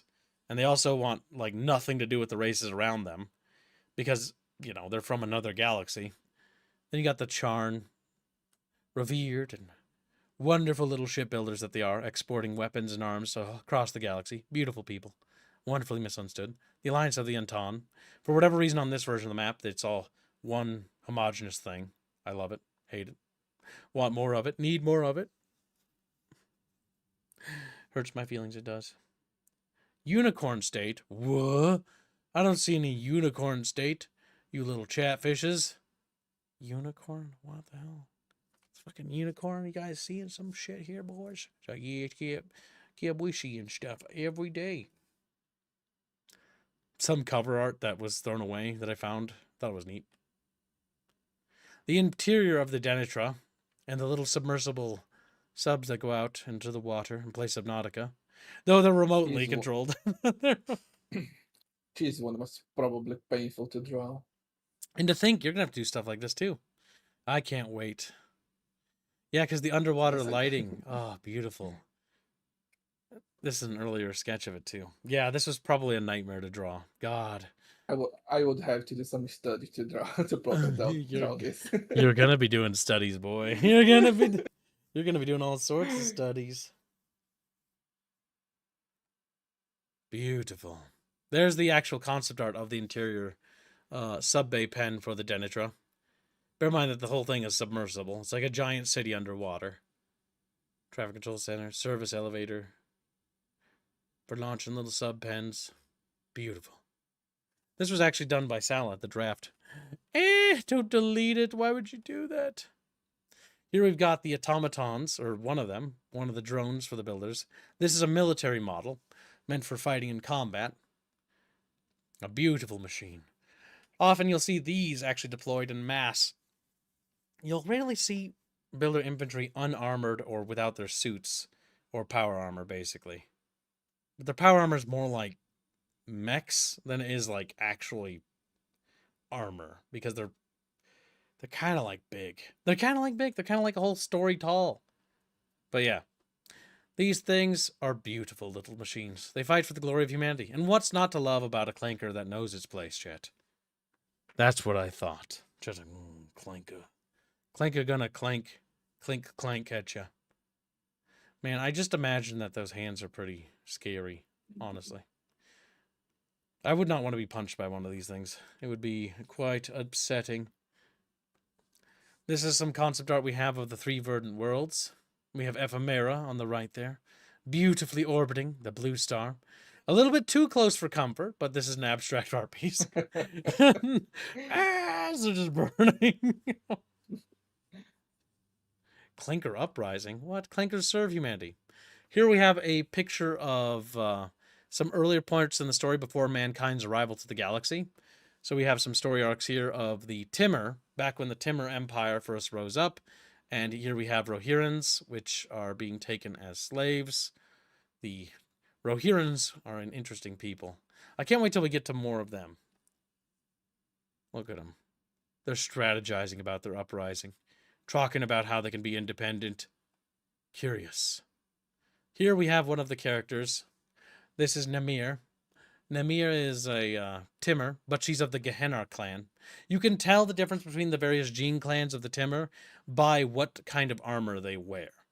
For example, you'll notice her armor has those little glows, those little orange things. Those are heat. She's got to wear heated armor because if it gets to a certain temperature, a naturally born Timur will just die.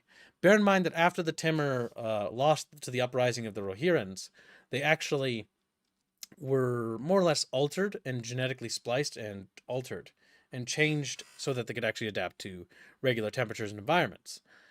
After humanity arrived and dispersed the Rohirrim Empire and basically shattered it, the Timur became sort of more or less disillusioned with the whole universal theory of the Rohirrans were neatly placed at the top of the hierarchical order of the cosmos.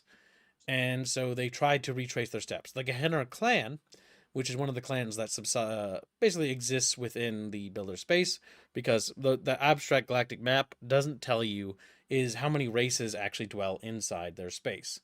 One thing that we don't talk about in the galactic map is it doesn't show enclave systems. Enclave systems technically belong to different interstellar powers that might be autonomous, have representation in the Third Republic, or may be sovereign to the Builder Empire, or may also belong to a different power. For example, great swaths with builder space were once Rohirrim / now Catharnic space, meaning that there's lots of Catharnic territories within builder space, entire star sectors, hundreds of systems actually, clustered together that are part of a isolated pocket within builder space. The same can be said about the Aldevarian space following the second major galactic war that the humans were a part of. Technically, the galaxies had more before humanity's arrival, but two major ones where mankind was involved in. But yeah, there's a lot of Aldevarian sectors inside human space. Ah, yes, Timur. The moment Carlos got, no, wrong, Semper, bad, spritz bottle. Not the Timur, or is it Timur? It's Timur. Get that right, Chad, or I'll beat you. These are the other bipedic race. Unfortunately, there aren't too many more.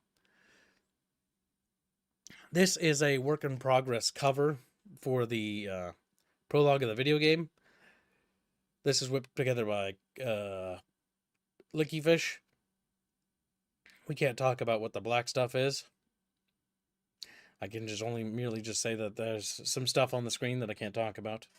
But there we've got Talon reaching for Celeste as she's plummeting, going straight to hell. Going straight to hell. He improved a lot since there. He has. This was actually his first test piece while working on the project, because I usually give a new artist a test piece before we hire them, because I'm like, okay, this art piece has to be done because we don't have the box art for the prologue done. And this is the work in progress box art for the prologue of the video game. There's no need to work on it right now. Better to finish the other things. Once we finish the Echoes of the Second Age stuff, then it's back to work on the actual video game itself. Because then we'll have all the concept art we could possibly want. Wonderfully.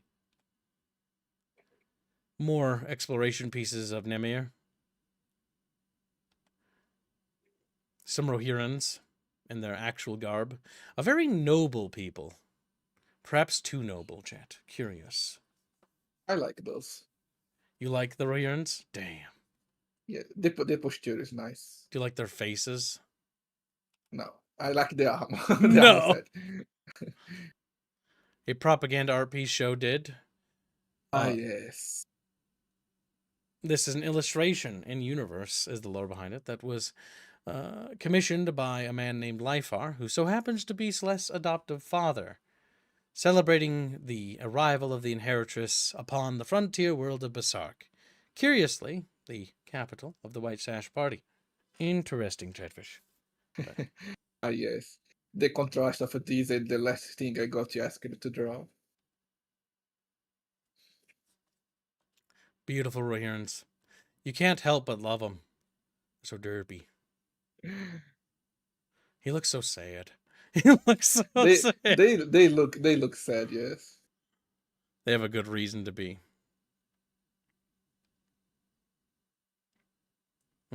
She looks like she's in pain. Curious. This was a exploration piece by Carlos exploring the Emperor's Hand. The Emperor's Hand are a military group that's under the direct command of the Emperor himself of the Rohirrim Imperial Remnants.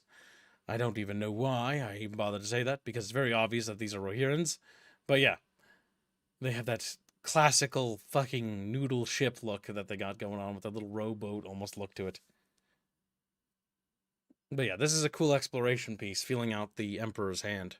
This was needed It for is. one of the episodes because we have some of the Emperor's Hand involved, and it's kind of interesting. Working on the sub factions under major factions. I really like when Carlos do those big scenarios drawings. Yes, it would actually be nice if we actually got these explored more and rendered out. Here's another exploration piece for the Rohirrans. You got a Rohirran making a final stand. You have a dagger that the Rohirrans have very placed great cultural significance in due to their uprising and the origins of it. Customs and greetings that the Rohirrans have for their culture, how they greet, the significance of the blade in their society, and why. Don't want to go into too much detail because I feel like that's a video. That's a video it deserves. We have a whole video Probably, yeah. on their background and their lore. Here's some artwork of the Emperor's Hand. They're basically, think of them as basically the special forces. They have their own navy. They have their own army. They act entirely independent of the standard Imperial Army and Imperial Navy of the Rohirrans. The Emperor's Hand are pretty cool. I'm actually looking forward to seeing more artwork of these guys. You are going to be drawing these guys actually quite a bit, Indio. So you better be prepared. Yeah, that's right. You're doing episode 2, you son of a bitch. Beautiful. This is for a video for the Rohirrans that is basically on hiatus, where it talks about the Rohirrans' origins. We were planning on doing origin videos for each of the interstellar powers, but we actually put a pin in it, mostly due to the fact that it would be better to just start the story, and then we can do these videos later. But I am looking forward to working on and finishing this. This is pretty cool. It looks really nice. Because the entire idea of the video is that it's sort of like, there's like points where it does this, and it sort of slides as it talks. This video was a bit too ambitious, so I don't think I'm going to have Carlos finish rendering it. Because it's honestly going to be thousands and thousands of dollars to do that. And I really don't want to pay that much for that. I really do. I think it's really good, though, but we'll probably just keep it as the quality it is. As I think it's good enough the way it is, honestly. So I think it's almost too good, if you ask me, actually. It looks very nice, yes. More concept art of the Emperor's hands. Or Emperor's hand, not hands. It's got a lot of hands. A curious mutant. These are what the Timur warships look like. They're so derpy. Because the Timur are very interstellar, I guess, at this point. They do have worlds, but there's only a few worlds they can actually settle on. At least for the Gehenna clan. The other clans have different allegiances to different powers, but the Gehenna are loyal to humanity. Mostly because the Gehenna were freed from the Timur by mankind.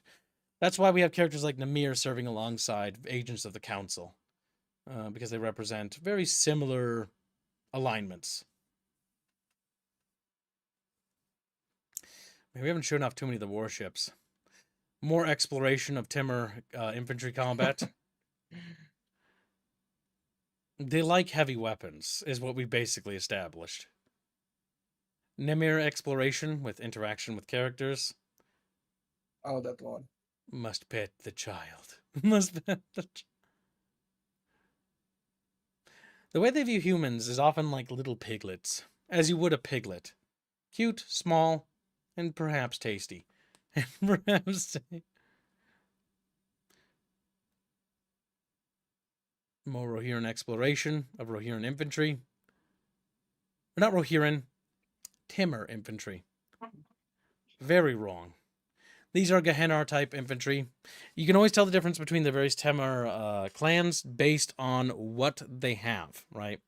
If they have those sort of heat pad look, it's obviously Gehenna clan. or it's one of the various subclans that basically decided to revert their gene altercations back to their original form. Versus the Rohirrim Imperial Timur look very different, and can also actually regulate their body temperature without heat armor.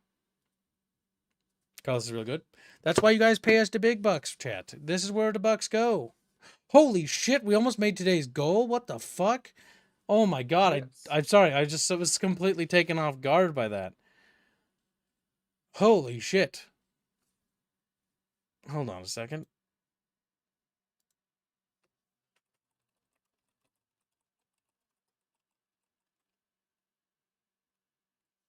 Wait. I just saw that last one. Huh? Which one? The last donation. I don't. 300. Did we get it? Was it an extra tract? Are we not as far as we are?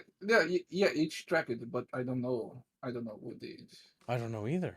I have no idea. Right here, I did that one. Huh. Weird. Well, we'll double check over to make sure it's correct. Yes. Carlos is real good. I really want to see more of his art. So Semper Tantrum, I can show you more. I tell you what, chat. No.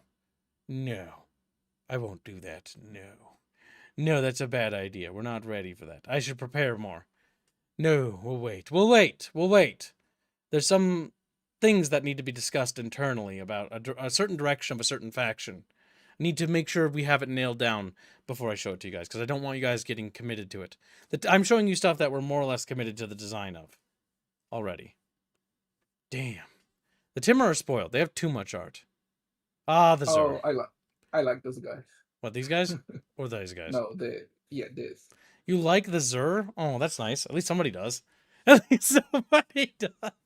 So the Zur are an interesting species, mostly because they're not super interstellar, but they have been uplifted by races like the Rohirrims.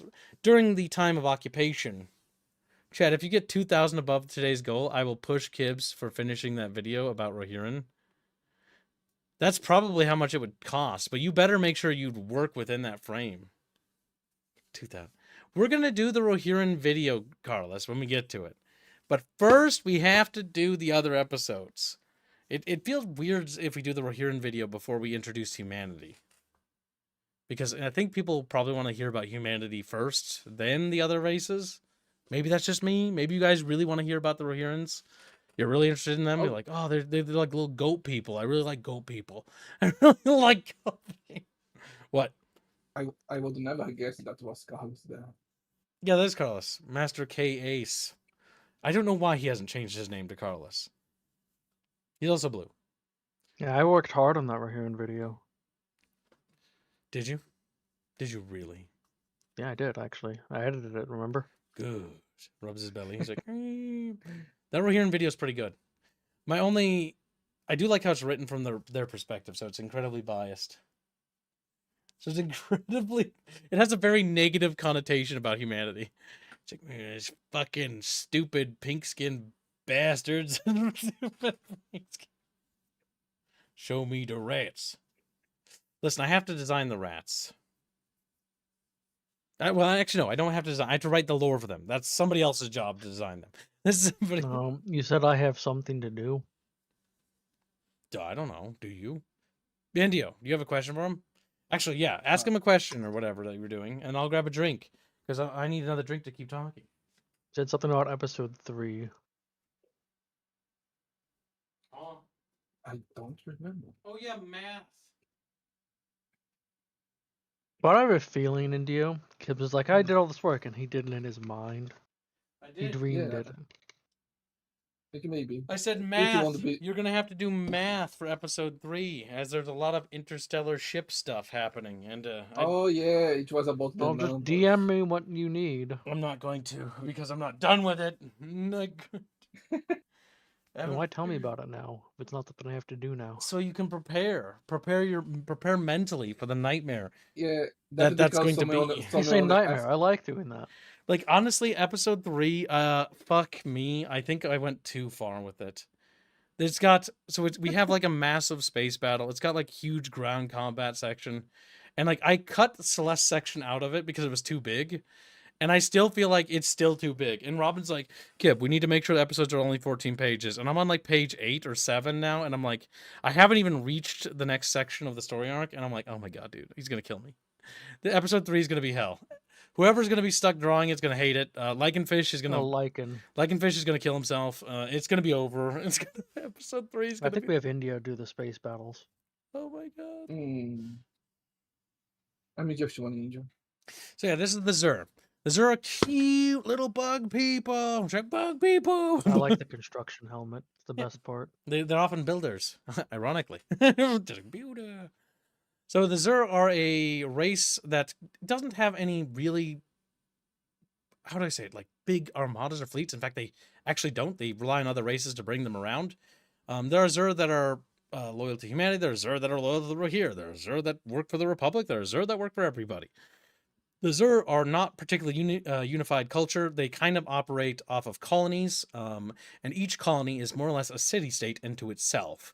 And so when they're usually on worlds, they usually preoccupy various city-states, and different groups of them who are kind of ostracized or whatever will leave and then form a different city-state, and they're very expert builders and architects. They build beautiful and wonderful architecture and structures. And they're often hired as basically city builders or builders for fortification. The Rohirrim Imperial remnants use them as basically engineer corps. That too. That too, as they are quite numerous. But they also make up the combat engineers of some of the other races. At the risk of sound like albine, what is the female version? We don't have them. What about the female? What about we the don't Timur need the maids? female version yet. What do you mean? Oh, why? Because I didn't need them yet. What about the Timur maids, Kibbs? Only a few societies let their women or female actually fight. For example, the Rohirrims do not let women onto the battlefield. The humans do not let women onto the battlefield. The Zur do not let women onto the battlefield. The Timur, on the other hand, all hands fight. But that's The because Zur they do that. use seed beds. No, they don't. This is why you're not in charge of writing lore. Because it'll be an absolute disaster. Because it'll be an absolute disaster. Obviously joking. No, he's not. He's serious. I don't even know what seed beds are. I do, thanks to fucking Mamu. And I didn't want to know. I'm telling you, you don't want to know. Chat, did Kibbs show the Timur maid? No, I didn't. Because I don't want them thinking about non-serious stuff. Look, Timur. Oh, wait, no. Pfft, stupid. Look, Zur. Wow. Beautiful. I think the artist wants to rework the face a bit more. Because it looks a little bit too much like a skull. And I'm like, okay. You mean Carlos? Yeah. Carlos and Robin might rework the face a bit more. So this one's a bit more work in progress compared to everything else. This is a bit closer to what the Zur kind of look like. You can kind of see here. This is the reworked version. More or less the same body shape and anatomy. Just different, basically, facial structure workings and stuff I don't know, like that. Kibbs. I think chat would love to fund a lusty Timurian maid. No. Bad. Again? Oh my God. Namir doesn't need art. The fact that Namir has artwork and, like, look at Namir. She's creeping out Celeste, right? Where's more Namir? It's kind of easy to tell where she is. There she is. That stupid proud stance she has with her giant fucking shock hammer. But yeah. Shock weapons. I haven't even talked about those. Shock weapons are anti-shield blades. Basically, they're for dealing with shielded opponents that have shields. That's what they use to overcome that. If chat makes the weekly, maybe they can see it. Because a lot of enemies have shields. Eldavarians, by the way, don't make use of shields. They actually rely on their ablative armor and use the repulsors. Because their energy pack isn't capable of supporting a shield as well. Now, for larger Eldavarians, like their walkers and stuff like that, they do have shields. But their standard diver infantry do not. Rohirrims make use of shields because they don't want to die. The Zur, believe it or not, are not equipped with even a directional barrier shield. It's almost like they are the sad, sad little guys. They just have simple plates for protective. Oh, those poor fucking dudes, guys. Can we get an F in chat for the Zur? There's small text by the one with the safety helmet. Yeah, his name is Steve. Steve the Builder. Steve the Builder. He's just, overseeing a construction. Yeah, the Zer, Clearly one that works for the builders. the Rohirrim Imperial remnants don't think that the Zer are worth giving shields to. Unfortunately for the Zer. And I don't think various races do give them access to shields. They kind of just... They give them plate armor and like, good luck, buddy. And then they just look at them like, boo. They're just little guys. I'm says fucking Bobby. scared. I'm fucking scared. They can fly at least because they do have wings. Did you see Semper's donation? No, I didn't. Read it. He donates $300. That's very generous. Thank you very much, Semper. That's where that came from. Okay. What did it say? For both Hoy thumbnails, COD Ghost, Conan, Terminator, and Resistance. Damn. All right, chat. You're very close to the daily goal. Once we make the daily goal, I promise I'll write rat lore for Terrestria. And we'll have artwork of it. Carlos, did you hear that? I did see We got to do a rat. Polly do said he needs to see the Tamarian Maid. Go get it. I can bring it up for Chatfish. I think they have to make the weekly for it. So, because Chatfish are loyal, they get to see bonus concepts, but you're not allowed to comment on anything. This is Bond's contribution to the concept art team. We can't talk about what this is, but you're allowed to look at it. You're allowed to look at a couple things. But this is forbidden, chat. Desire to comment on Bond's little signature. It was her little signature. We can't talk anymore about what you're seeing. But you're allowed to see it. This is a glimpse into the prologue. He's talking to you, Indio. That's not a glimpse into the prologue. Now, we need to talk about Terrestria, chat. As it's time for the bonus thing I promised I'd talk about. Molochs. So what exactly is a Moloch? A Moloch is a little fucking guy. He's a little fucking dude is what he is. He's a sad guy. Actually, honestly, he's the saddest guy on Terrestria. And Arafar. These little creatures are small. They have 4 little legs. They have a little face. And they're kind of fluffy. Depending on where they are. They, can be different shaped. They're very fluffy in the north and the south. They're not so fluffy. In fact, they're kind of like, rubbery looking. It's like a little bit like a slug. These little guys are the saddest little creatures ever. They're the saddest creatures on the entire planet. And the reason why I believe that, chat, is because not only do Lyaks eat them, but Taros eat them, and I think even people eat them. Though they're not the most tastiest thing.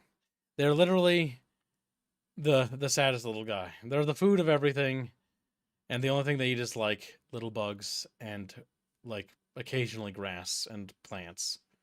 These guys are the saddest creatures, and we need an F in chat for the Molochs. Because they are the rats of the Terrestrial. They're not rats. There are rodents that are smaller than them. Molochs actually prey on those things, and chat wants the lore for them. We can get the lore. We're Cardovia lore. Crazy Templar, they don't matter right now. They're so far away. They're not even not at the prologue. They're not in chapter 1. Like, I'm only worried about that stuff. You're gonna have to wait. The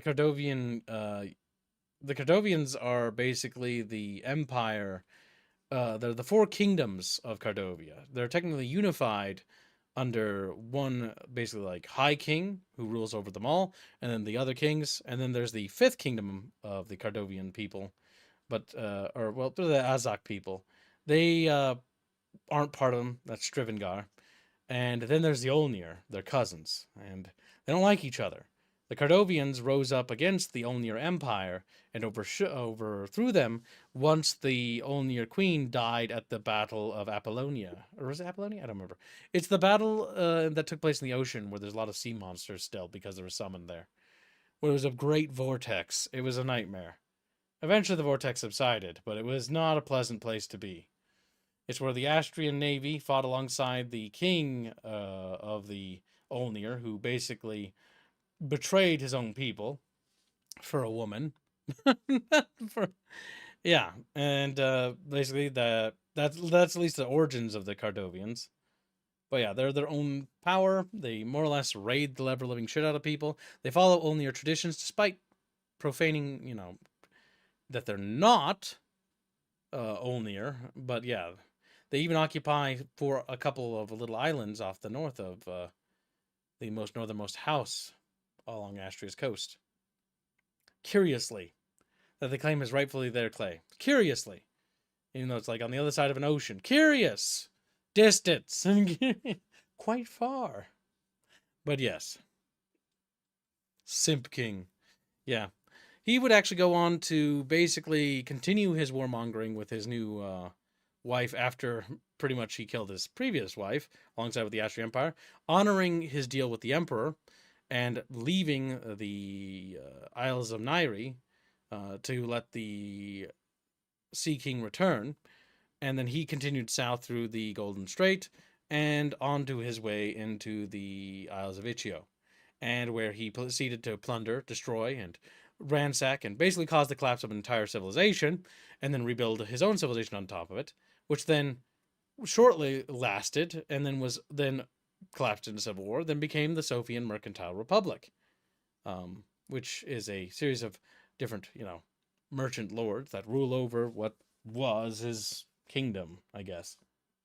But yeah, long time ago, very long time ago. That's all ancient lore. In the current day, yeah, this is the Mercantile Republic. And the Mercantile Republic has influence all over the goddamn place. Slapdrock donates a very generous $40 and says, Rats, rats, we are the rats. We pray at night. We stalk at night. We are the rats. I'm the giant rat that makes all of the rules. Let's see what kind of trouble we can get ourselves into. Hashtag Kamigawa's choice. Hashtag rats #1. Thank you for the nation. I see you've joined the rat Gibbs. clan. What? Gibbs didn't even do Senate, right? Fuck No, off. he Good enough. needs to say it like the rats do in the rat movie. Squealy, I'm going to make you into a Mullock. Already am. He's just a little guy. Seems like, He's like, it seems like the Raffle is still kicking. They are. The Raffia may be weak, but they're still fat and sticky. Maybe. They are. Fat and sticky. Now, why do you like Cardovia so much, Chatfish? What brings up their interest back into this? I guess I can show. We can talk a little bit about Terrestrial. I know you guys are itching for that. We've been mostly talking about Echoes of the Second Age stuff, but we can talk a little bit about Terrestrial. Just a pitch. Though I don't want to talk too much about it because I have to redo the entire map because the map is still incorrect, and I've been putting that off for as long as humanly possible. And I am going to run out of time to put that off because once we finish, I'm going to have to work on that again. Let's see what kind of trope. Most of these names are placeholder. Holy shit. All right, so it's a donation greater than $25. That means you gotta sing it, Kibbs. It means that Genghis is gonna sing. He's like, boop, boop, boop. I posted the song he's referring to. I'm not gonna listen to it because I don't want to get flagged. Let's see. Where is Slapped Rock? He has a Chatfish, doesn't he?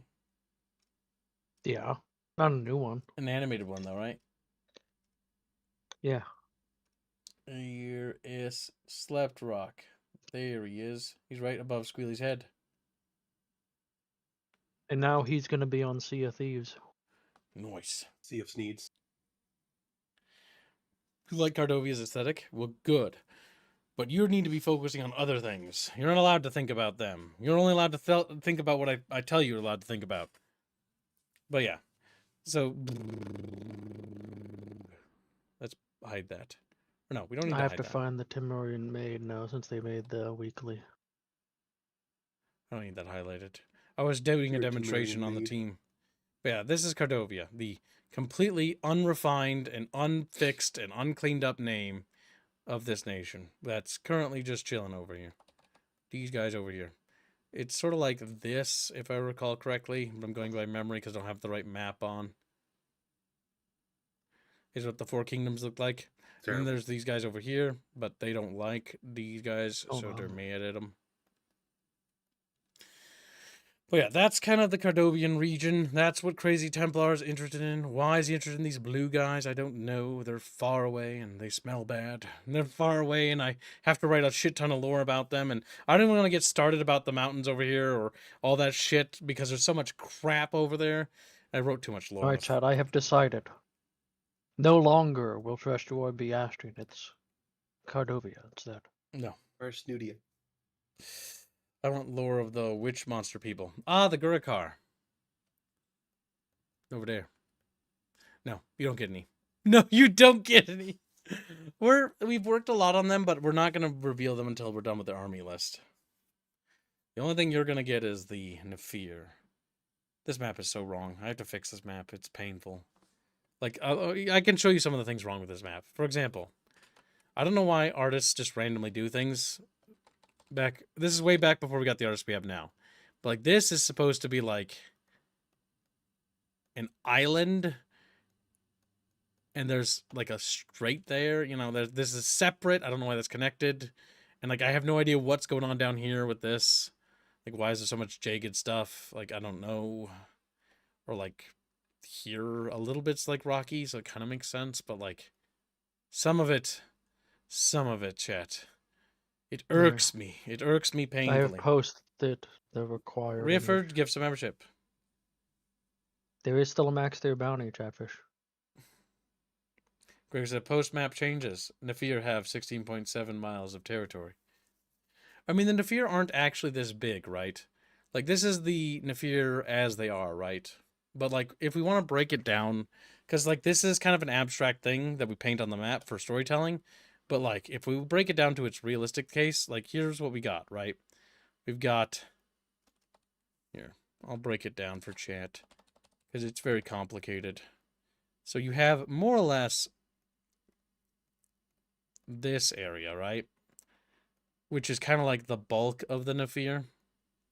Now, I don't know why Tavoni is highlighted as them, because they're not Nefir. Like, they are actually sovereign and independent.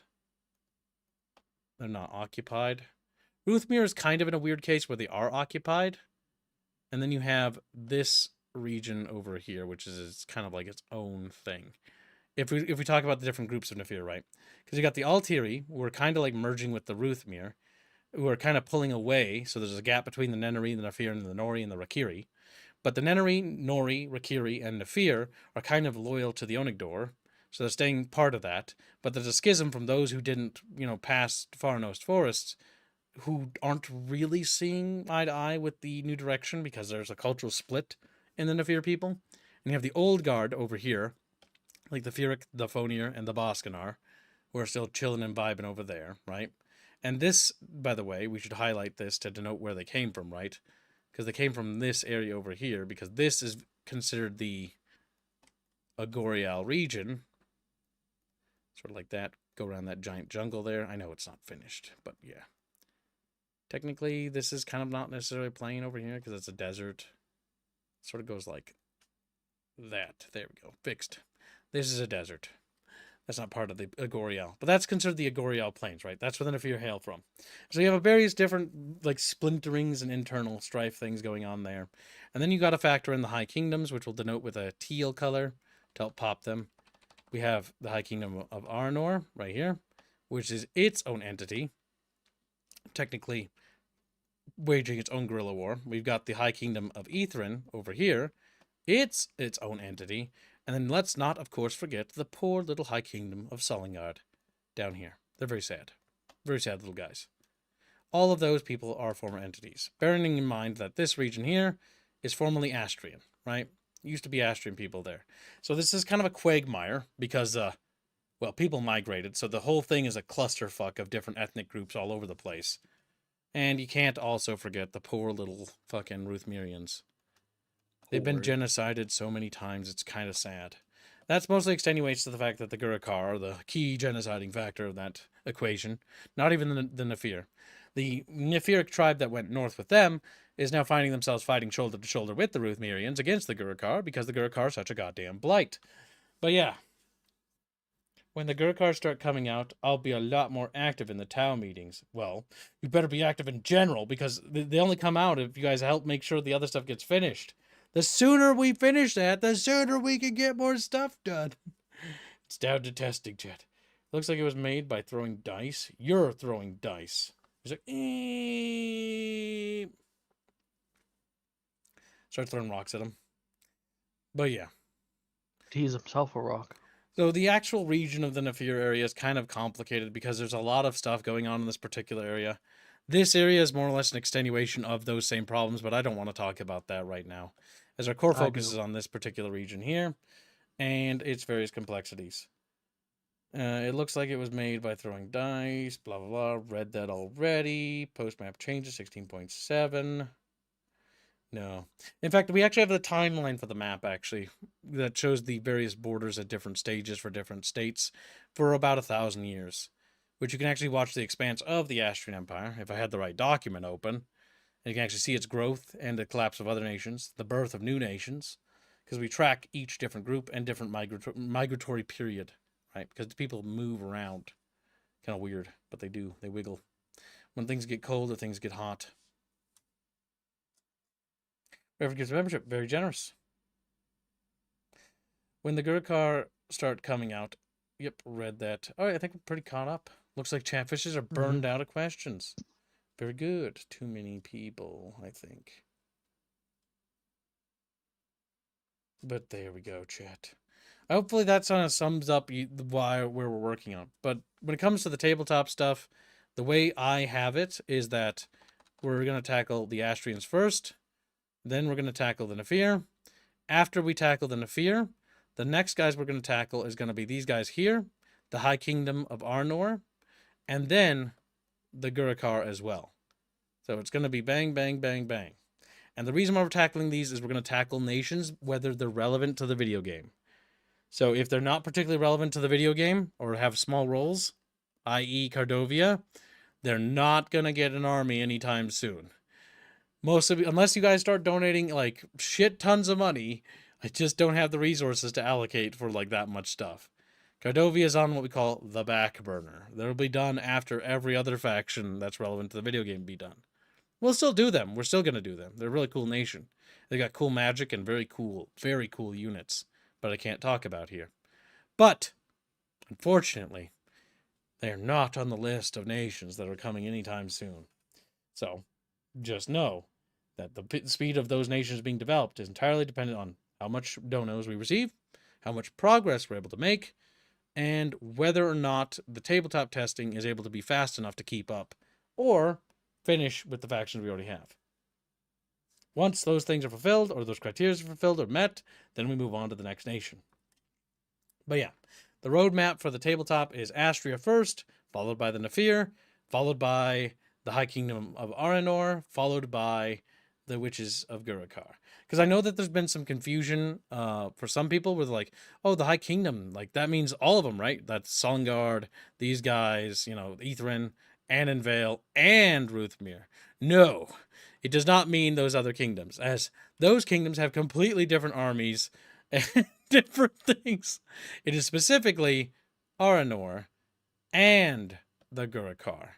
Not Ithrin, not Solngard, not Annenvale, and not Ruthmere.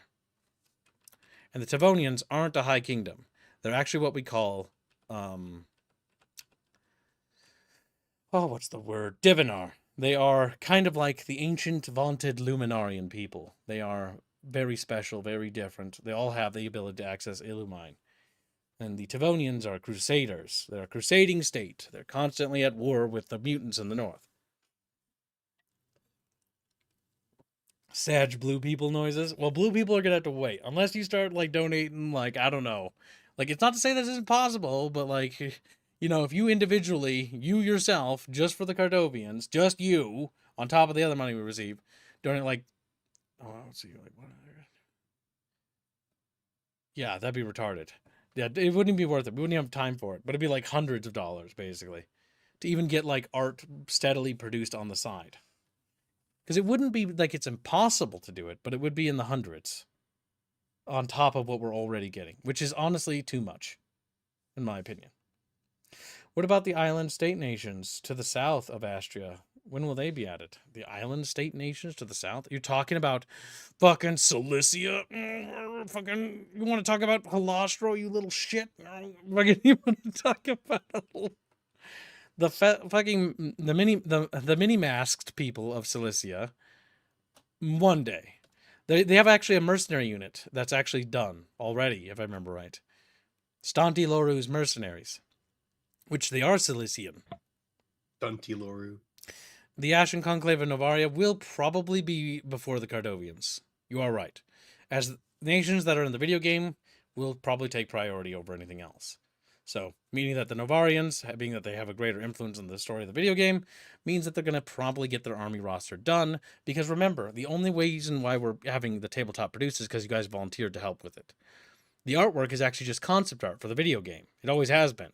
So when it comes to the soldiers and all that stuff, all that's concept art. The only stuff that's costs any money for the tabletop, production-wise, right now, is specifically when we have Baffios do a model for the tabletop. And when he makes models. That's what costs us for that. Other than that, all the concept art funds are basically just going towards the faction, which is needed for the video game. It's needed for the pen and paper, too, and it's also needed for a bunch of things. So it's technically tackling multiple things at the same time. And I was very careful to make sure that whenever we have art produced, it always tackles like 1,000 different roles. So that way we can get as much mileage for every penny that Chatfish sent. But yeah, that's kind of how that's going to probably play out. But like the island of, or the continent of Krynos, probably not that many. Like, probably not that many nations will be developed from that region there. Mostly because they're not super important to the video game. Just like, for example, like the nations over here, probably not. Just because I'm going to be focusing on what the video game needs first. Not to say that we're not going to do them. We will eventually give all of them armies. That's not hard at all, actually. But it's, in fact, all of them actually have lore. Like the Rujarans, the Magians, the Venechi, the Necronto, the Silesians. Like, they all have tons of lore. But the issue is that I only have so much time to dedicate to writing any one thing. And I only have so much funds to dedicate to getting art of one thing. And when you have to have artists explore things and figure out how concept art for things look, they have to kind of define the visual aesthetic to it. It's like studying. For example, like the builder stuff, like over here, this stuff takes a great deal of time to define. Like figuring out how the Rohirrans look took months. Just like the Timur also took months. Because it's not something that can be like, oh, your first sketch, that's good. Yep, that's perfect. It never works out that way. It always takes concept art after concept art to even figure out the clothing, right? The fashion. These are just humans. But this fashion took months to develop because it took a great deal of back and forth.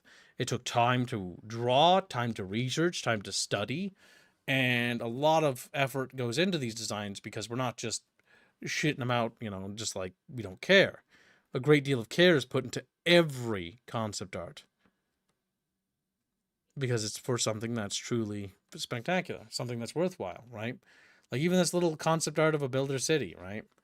This is an early concept art from Echo, just like a quick sketch to give like a general feeling. But here we have a city at night. You can see some people walking in the foreground. Their shields literally shielding them from the rain because they literally use them for their own like wills. You've got like things like Rorak over there, a synth. You've got Rona, and you got Celeste grinning like a little piece of shit, like she's done something wrong. Curious. I wonder what that could be. But yeah. Matthew says, I tested recognizing my work schedule this month, and I think I'll stick with it. It basically frees up 2 weeks of work, so starting from Thursday, I can work on anything I want. Nice. That means we might get some new models, tabletop team. Like, what? Tabletop team? Happy? Baffios has doubled his price. And suddenly the anything that Bayfields want became what Kibbs want. Unfortunately, he has free will. He's allowed to draw what he wants or make what he wants. But I hope he works on our stuff because he volunteered to help with the models, and so the models are entirely up to Beefies. But yeah, so one thing I wanted to show real quickly because I never got to it, we kind of walked past this, is the So this is like a builder shield working, right? And this is like a magic shield and how it's sort of visualization. Wanted to demonstrate the difference in how they sort of visualize and they work. And so you can see like the difference functionally, right? That's because each culture is going to have different types of shields. Because the idea is like, okay, if each religion is how the fundamental principle of like magic is based around, or a society's understanding of magic, then it's entirely influenced by experience and the beliefs. And so, how it functions, how it's visualized, its mechanics are entirely dependent upon various extenuating factors that's going to allow for each culture to have a fireball spell, but each fireball spell to be drastically mechanically different and refreshing because none of them will be the same. Like the Firebird for the Nefir, which basically strikes multiple targets before reaching its final target and then detonating and exploding. Versus, the Astrians, where it's like a flamethrower, where it just washes people in flames. And that way, each faction gets unique spells. What? We need a moderator for this. Oh, you volunteering? Maybe. Oh, you want to do spell? We need to double his Trello log. Double. As long as it's just a sketch. As Yeah, long your as Justice it's just sketch a took an catch. entire day last time. What? I started What? sketching by the end of the Me stream. Indio. Me don't do that. Me Indio. Beautiful. No, you're talent. Shut up. But Can't yeah, wait for just the like- Medieval 2 mod for this. it would be cool. Soon. That would be really cool. I don't know how you'd be able to get Chatfish the Nation will be there magic to too. work 100%, because the whole tear in the veil system probably wouldn't work. But yeah, because in our setting, if combat occurs and gets too violent with like too many spells going on or too many large teal war spells, the veil can rip open and nasty things happen. And Medieval 2 doesn't really have a system for that. But you could probably get most of the stuff in. Like some of the range spells could be just, converted from cannons. And that might work. But a lot of some of the buff spells and like the Here's what we do. Just have Jaro a spells system might in not place, work. Kibbs. After 6 spells are cast, all units break and run away. So he tries to avoid drawing rats at all costs. True. But yeah, if Chatfish have further questions, feel free to ask them. If not, we'll start moving to the ramp up phase of the stream. As this was meant to just be a little bit of a briefer on where we are and how things are cooking along. Did you show the maid? He wants you to show it. They made the weekly. Show 'em what? The maid. Yeah, I will. I'm in the process of doing something in the background real quick. You don't understand because you're just little chat bitches. And chat bitches don't know nothing. Take fucking viewings. Well, maybe you should have thought about that with your viewings. With your That's pretty good. I'm pretty funny. You've hurt my feefies. You don't have feelings, Squealy? No, No, I you don't. really don't. You're not even I human. sacrificed him to become a squeewee. Good. Good kitten. Kitten. You. That's you, kitten. He's getting mad, by the way. I'm being racist against her. His little fucking anger bar is slowly filling up. You're not a race. Yeah. No race would claim Races you. are for people. Yeah, you're not even a person, bitch. I'm a higher planar entity. Yeah, I don't think so. I think you're at the lowest of the low. And you are the weakest of the weak. And the weakest of... The bullying of Squealy will improve. Improve? Okay, we'll improve it. What does I deserve to be bullied? Because all you do is bully others. I deserve it though. That's kind of true, actually. Squealy does bully everybody else. Yeah. Mm-hmm. Everyone gets shit, He bullies others including me. so that he can't, so that they leave him, so that he can't be hurt. All right, chat. Exactly. I'm going to show I'm you that kind something. of edgy. I don't think it's a coincidence that Energy Shields and Illumine look so similar. You can think whatever your little fucking brain wants, but it ain't technology if that's what you're thinking. I'm gonna burst that bubble before you even get a chance. He's like, I think that Yeah, maybe there was never that magic doesn't exist in its technology. I'm gonna burst that bubble. No, there's magic. Otherwise, you're going to delude yourself into thinking some really weird stuff, and you're going to be very unhappy when you find out more about the central story. Maybe all magic is. Maybe all science is just magic. You like how scientific our magic is, and how sexy it is when it's scientific? Look at it. Look at how sexy it is. It's like, what? Wig. What? Woman. Big Squeal, you like Rhea, don't you? Yeah, I like Rhea. Why? She's not very big though. She's kind of small. Damn, hurtful. And She's- mean-spirited. I'm sure if she was, if I saw her saw her in real life, like people would call her a short staff. Damn. It's because Astrin's a little stunty. Fucking rude. Fucking rude. That's why I called Stunty Loru.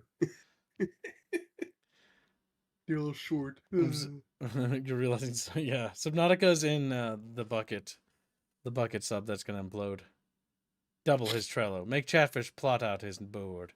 But yeah, we had Licky work on these like spell things, sort of talking about mechanical presentation. I just thought they were kind of interesting, and I'd show them to chat. These are actually kind of old, but I was finding them while digging for the artwork for the stuff we're working on. Does Rhea have a Star Steel sword? Yes, she does. An astute observation. It's like, whoa, curious. What is Star Steel? Wait, who asked that? Polly. Okay, good. We just ignore Gregor's every time he speaks. We just ignore Gregor's every time he's just like screaming in the background. Well, all technology is magic. We basically can watch you from far away. Say we carved wounds in special shiny wax. God damn it, Jeffers. There's a void in my Illumine equations. There is. Chatfish, how do you feel that the builders don't let women fight? Does that hurt your feelings? That women aren't allowed to fight, chat? Does that make you mad? Does that We upset don't get you? our battle, bitches. Does it I upset think you? Chatfish want to beat up women. Does it upset you that humanity only has one ethnicity? Just like, eep. Well, the other one should have got on those Black Seed ships, shouldn't they? They're Curious how the first one "Ah." only gave the seed chips to one section. This Curious. is Luckyfish's concept art, right? Mhm.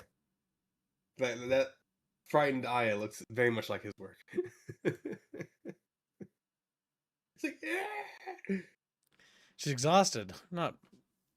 She's fatigue and Oh exertion. no, Polly has fallen. This was talking about the visualizations in the game, potentially. Based. Damn. Chatfish They think the could be builders are Stash based for not Steel. letting women fight. So when I don't have women soldiers in our game, chat, are you gonna be mad at me? Are you gonna cancel Tips. me? Not only do you need to Are add you women gonna to your cancel game, me? you need to add more women because there's no women ever. You know what's need to make funny? them pregnant. All of Like them are the Sausage entire fest. cast of like playable like characters is like male, except for like the poster characters. So I feel like it's gonna be like a bait and switch for some people where they're like, It is a bait and switch. they're like, oh my god, there's so 100% many is a bait and women. You're like, switch. man, there's a lot of men in this game. What the hell? Like, yeah, you're playing 'Cause, as like, female joke's characters. on you, you're gay now. Joke's on you. You're gonna get fucking the train run on you. I'm like, start We screaming. need more females. I don't like female Put soldiers. Indio in there. And I didn't want to write them, so I didn't. I made them not canon, so I didn't have to. Remember, I listened to that advice that one guy told me. Write what you love, and I'm like, yeah, okay. And I Kibbs loves hate men. Women. Women should be in supporting roles, while men are out 'Cause there I want dying you to think masculinely. about what you just said, Kibbs. Like, what are you talking about? Look at this woman right here. You know, He specifically curious. just said, write what you love. Now so this I removed all women. had nothing to do with me whatsoever, by the way. This is entirely a you creation. No, I didn't draw that. Carlos did. Yeah, I know Carlos did. I know Carlos. All I was just worm tunning in his ear. That's all. Fucking goddamn it. Taking the timber and adding fucking maid outfits to them. God fucking damn it. And here I am, thinking of the Timur as a scary, intimidating, like, dinosaur people race, kinda. And I'm like, God, they're kind of creepy, like, Kibbs. fuck. That just means that there's even more of a market for the maid version. Like, dinosaur faction. Like, a Kibbs doesn't dinosaur space understand dinosaurs. Maid cafes. Like, space dino. Wow. I like the idea of, like, a sort of lizard-like space race. And I was like, yeah. But I do know that these are the last like bipeds we have in our setting, though. We have the Rohirrans, we got the humans, we got the Timur, and then that's kind of it, isn't it? I don't think we have any more bipeds, do we? I think Oh, we I do. guess the Froge people are kind of bipeds. Yeah. Yeah. We don't have any art though. Sad. Sadly, they're not as relevant in the story, so I don't get art. Poop. That's all I have to say to that. I enjoyed writing their lore. They were dumb. They were fun. Froge people. The Froge people deserve to have their own armies. They definitely do. And I think it's Hennestet says it's the unfair. faction that's gonna have the most goon art one day. The God Timbers. help me. Not the Timmer.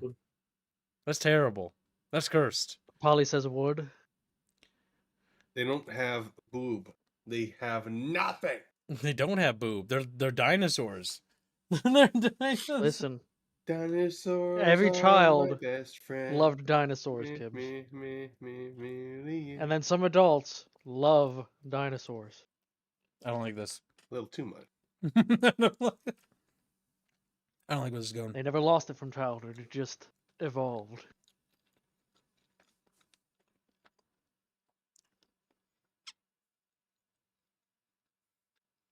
You did this, chat, and you should be punished.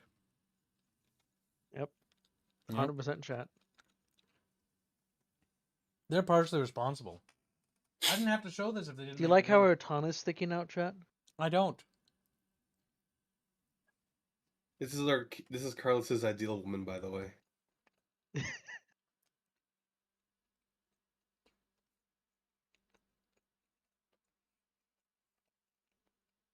Are they going to be child soldiers in their replacements, though? What? Wow, Carlos says timer. Timer like to alter their genetics. I don't need to say more, says Carlos. All right, Carlos. Pay Doc He will inbound. apply big He's like, titties to them so he can have his ideal life. God damn it. Mm-hmm. It Furry. depends on the clan. Yes, some Dimmer clans do edit their genes. But the To grow Gehennar, tits? I'm not going to elaborate. The Gehennar do not do that. The Gehennar are trying to be like their traditional selves because they're trying to refine themselves. They're traditionalists.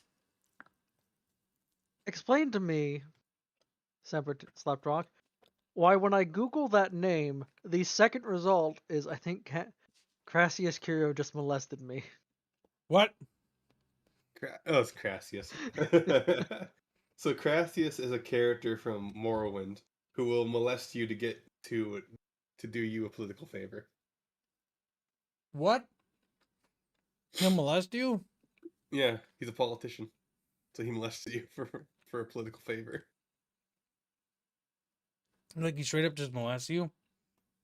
He forces you to give him a kiss, and that's all he demands of you for him to support you as a Nerevarine. Why? Because he's a He's freak. gay. And he's part of House Flalu, and they're freaks.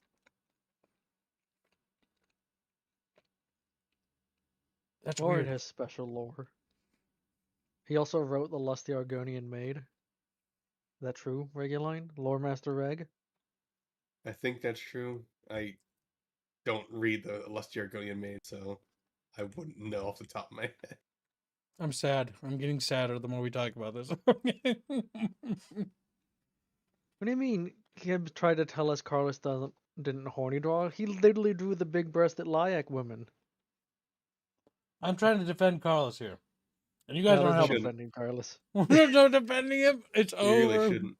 Carlos, no. Do not defend Carlos has Carly drawn Gold. some of the best and funniest art. Like the roided out Lyak.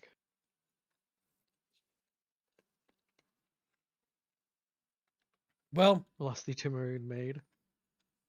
I think I've answered about all the questions that I had. But the one last thing I have for Chatfish.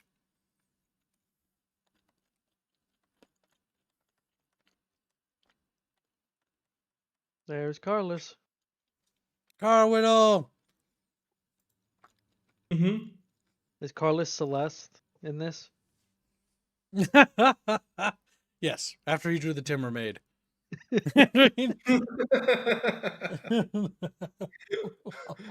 Why you little? I'm on hook, by the way. She doesn't look like she actually wants to kill Celeste Nessie. All I will mention on this is it was under Rapier's request. Request? I didn't ask you to draw a maid version. I just, No. you know, not at all. suggested things while you were drawing. I'm like, oh, wouldn't this be funny? this be funny like 3 or 4 times in a row. It was Yeah. fun. It's very easy to Oh. worm ton, Carlos, is what I've learned.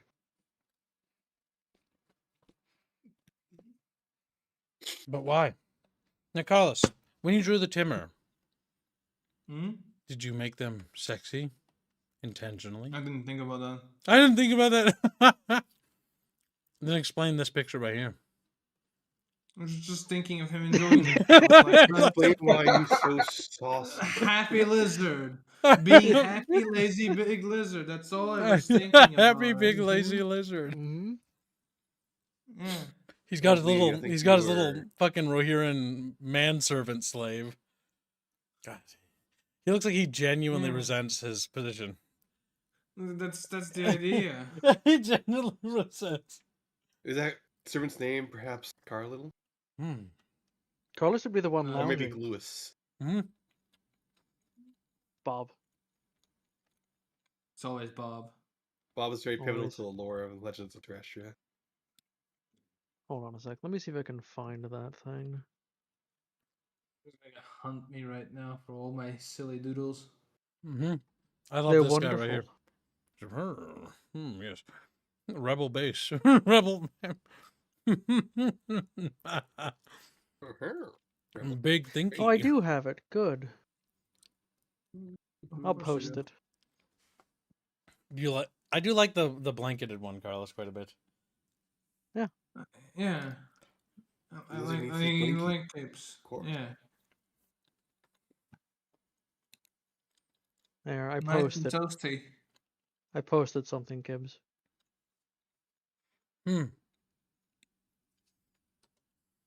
Where? Stream room.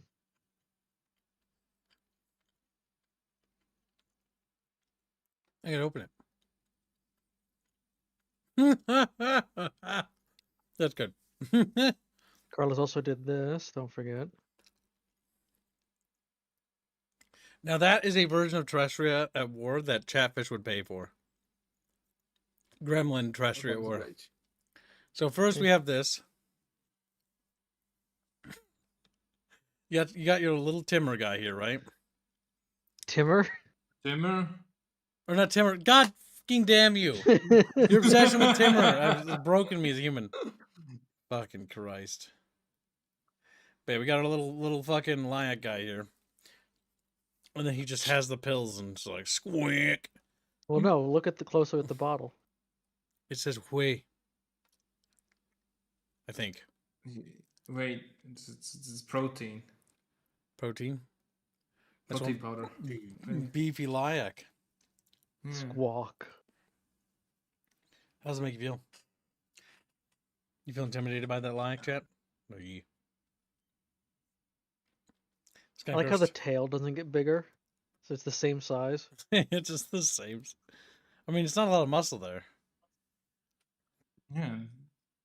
Tail on the face needs If to sit. anything, because of the Dang. the steroids, it should actually fall off. No, it doesn't have the bold gene. Now, Chatfish, would you pay for a Terrestria at War to have its artwork redone? They're so chubby.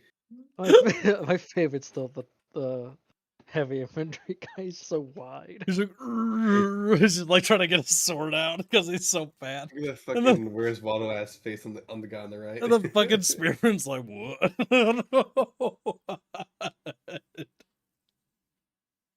I like Yeah, the keep- bow Play it as cool. well. Play it cool. I mean, don't notice that I don't know what I'm doing here. I don't know what I'm doing here.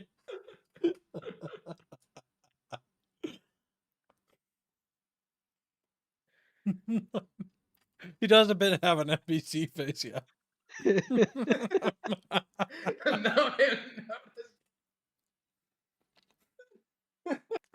Wide soldier cannot hurt you. White The soldier. white soldier. He's so chubby. He's also the shortest. This is pretty good. Wait until I take my sword out. Wait, why you little? I'm gonna get you. I'm gonna Slow get you. but sure. I'm gonna get you. Should I post your terrestrial war doodles?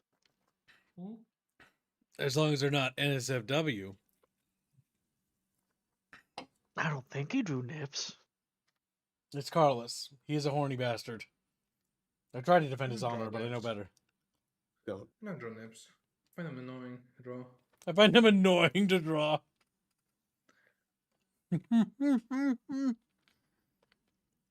I can imagine. Gotta make sure that they're like, connected or whatever. Because you place them a bit wrong, and it's like always feels wrong.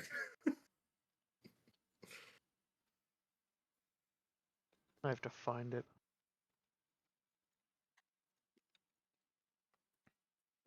I bet Lyak tastes great deep fried. So a little bit of lore about Lyaks. Lyaks are There they actually are. pretty intelligent chatfish. They're smarter than a doge and will actually Very, carry wounded very off the tasty. battle. How does that make you feel, chat? Are Lyaks man's best friend? Big thinky. I think they're chimkin. When I was writing the lore, I remember writing for so long going like, God, I don't even know what the dog of the universe is gonna be. And then I was like, wait, what if I just make the Lyak the dog? Big Is that thinky. safe, Squealy? Let me Let me cover my see. screen. Probably. Pregnant Pierre? I think. Yeah, that's fine. No. No. The other thing. What's the other thing? There's two images there, the left side on the first image. What's not safe of that other image? Oh, all the fucking Lyaks. lewd birds. Yeah, but there's no nips or anything. Yeah. Yes, That's why I said it probably is. Yeah, it's fine. It just proves my point about Carlos. Carlos. What was it? I haven't Carlos, now's listened. your chance to defend yourself on these drawings. Carlos, don't Are defend you yourself. referring? He had explicit reasons for all the things he drew. So, Carlos drew some stuff when they were playing the tabletop. He got a little Astrian fucking, like, shrugging. 30%. 30%? Why is he doing that? Because 30%. Was doing the math on the statistical chances of unit engagement and stuff like that, and I just got more and more mad. 30%. I am ascending. I have no idea what the context for this is. Then he drew fucking sexy Lyaks over here with wide hips and big Now his tits. explicit reasons is I might as well draw them now so they're drawn right because Albine's gonna do it eventually. And then he did. He did. Yeah. He did because it was commissioned because one of the testers saw this and was like, Albine should draw that. You created a self-fulfilling prophecy, Carlos. He did. And now there's official Lyak hentai in our setting. And I try not to think about it. We're gonna have it. We're gonna have How about this what's not happening in the center, situation. Kibbs? I don't know. No. It's a man catching a sword with his butt. What? Oh yeah, that's right there. And then there's like a little bird squawking here. It's a And then squawkabilly. there's a Uh, glorious Chad of a commander at the top. A very productive day, to say the least. And then I gave him upset, so he drew the image I posted on the next image.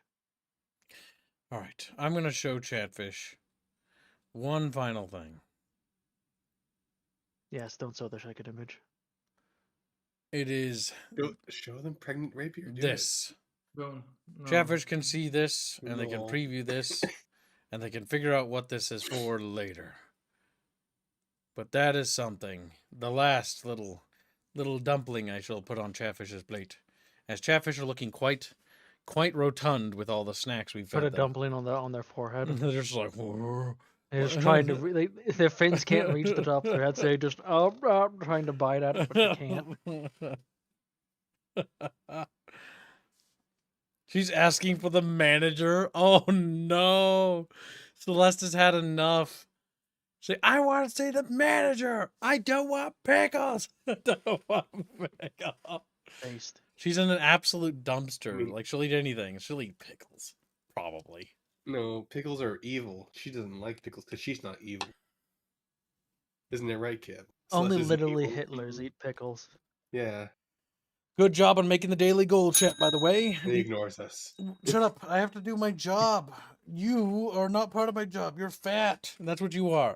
So, Chatfish, we're $10 over the daily. I am duty bound and honor bound for Bon to help try to make Bon money, because any amount we make extra goes towards Bon if we raise 200 over the daily. So that's 200. That gives her $100 every time we do that. So if we make $90 more over the daily, that will get Chat the chef outfit for the Gremlin Aerith, so that we do it for the cooking videos. But don't worry, if we can't reach that goal, that's okay. We can always try next week too. We don't have to do it this week, by the way. Don't force yourself. You've already done a good job. This week was kind of a little bit tough, but you helped me push through it, and we did it. Oops, excuse me. Sesame chicken. You know, just make me boop sometimes. But yeah, project is coming along quite nicely, chat. We're making a lot of good progress. We just need to tard wrangle the artists more with the concept art, because apparently I'm having Lycanfish make a list of things he needs, and we should be good.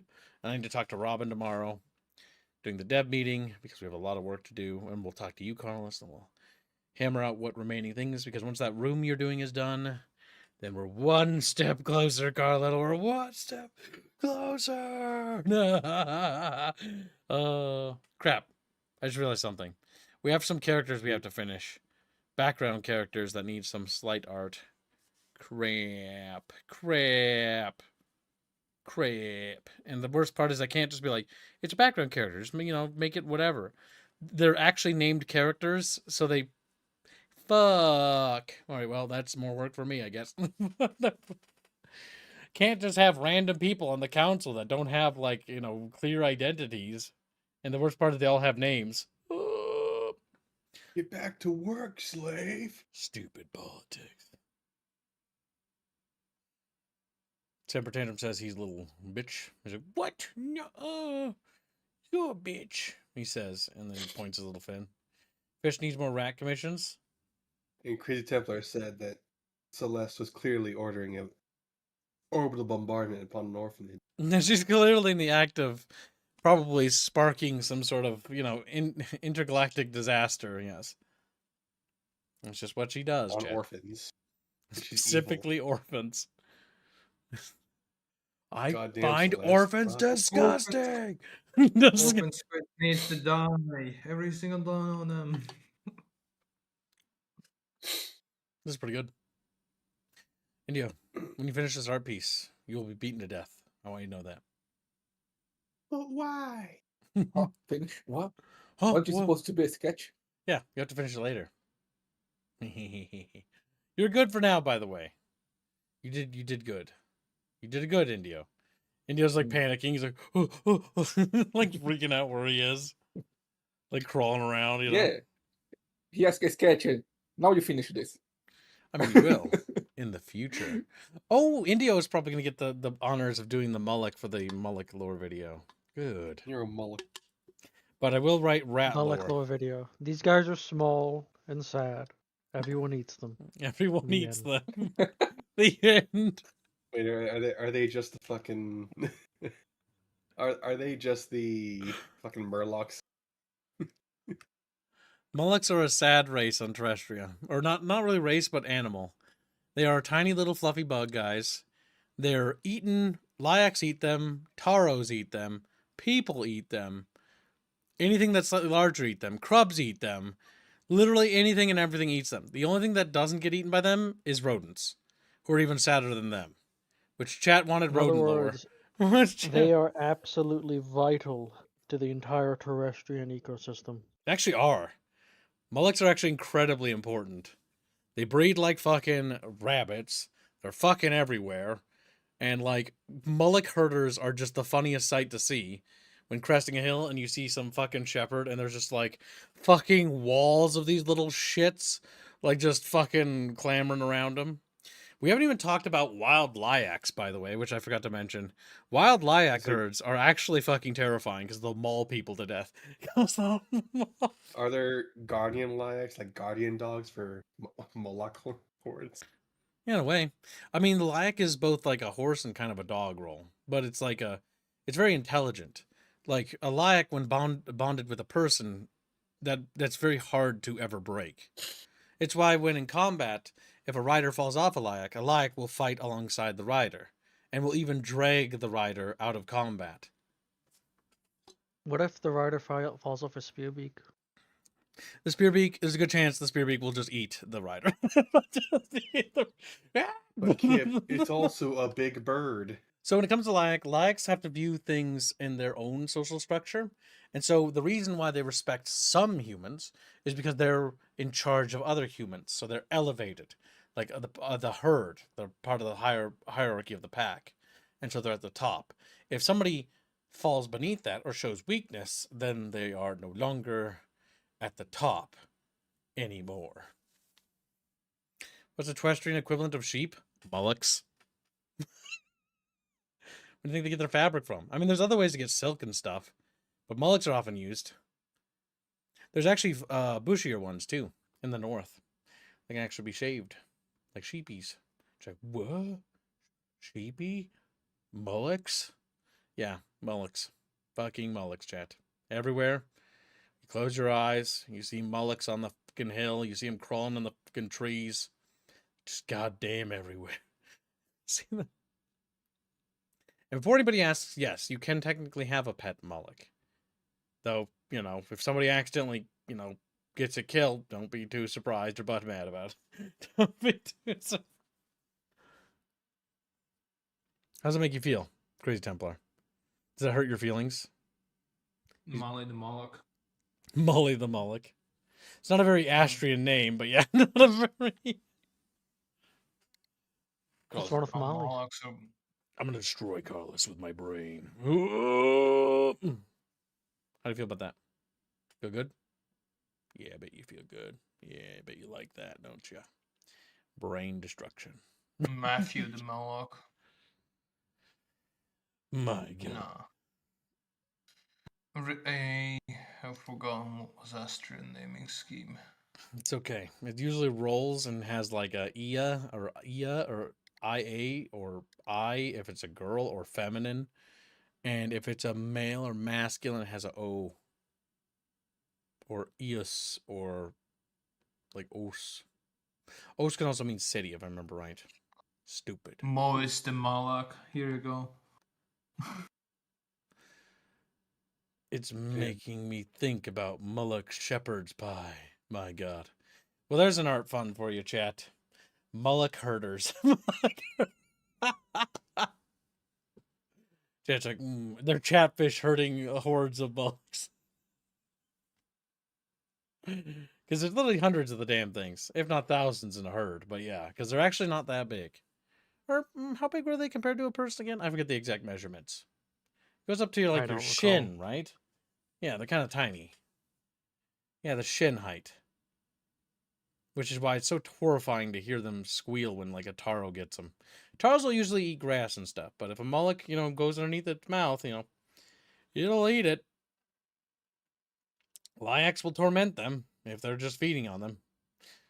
And they squeal so fucking loud. Gus the mullock, sheep size. They're not sheep big. They're smaller than that. They're like shin height. And the fluffy ones might be up to your knee, but that's just because of all the fluff. Foofy. It made fluffy bugs. Where their body mass is 70% fluff. 70%. They're like moths, I guess. They produce silk. Who knows? Rapier gives $1. Thank you for the nation. You ready to make me money today, boy? Would No. Kip eat a mullock? No, I But don't have think a I would. good one, everyone. Take care, Chumpy. Good luck at work. Have a good one. Chumpa's dead. Can I get an F in chat for Chumpa? No, but you can get a pizza. Chumpa's. Chumpa's pizza. Fuck. Goat size then? Man, I don't remember how big goats are. Fuck, I'm gonna have to remember. Almost the same as sheep. Like my shin. A bit No, bigger. they're shorter than sheep. The mullocks are. Ah, fuck it. We'll get a size art piece down for them later down the road. It's not needed now.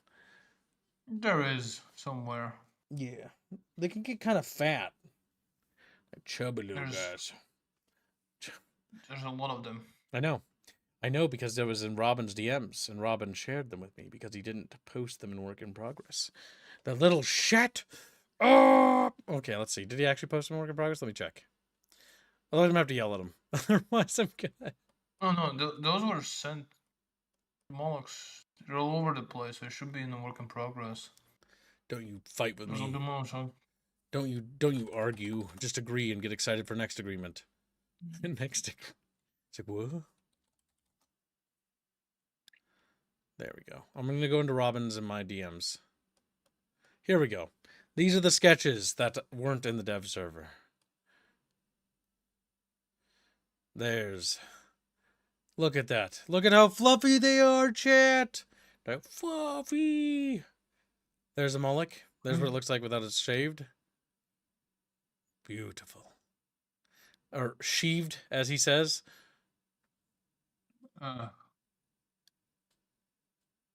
Little front arms for grabbing. Oh, there's the proper size. Yeah, right up to your shin and knee. There's a Moloch right there. They're smaller. Moloch. A bit bigger than cats. Yeah. People have them as pets sometimes. They're kind of annoying, though. I don't know why anybody would, but some people do. They're kind of annoying. They're a bit spazzy. Thinking about that Chihuahua being petted and just all the time growls and bites the You get- owner's hand. The Molochs get nippy. Just screaming at you. Yeah, Oh my- Astron's telling. It's the most relaxing thing. It's like, oh, I like it when it screams in the middle of the night. It's like, oh my god. Beautiful. Beautiful. How's it make you feel, chat? Design. Is it like a chatfish? Maybe it's a cousin? A cousin of chatfish is a Moloch? Big philosophical thingies. All right. That's enough shmeeming around and showing chat extra stuff, I think.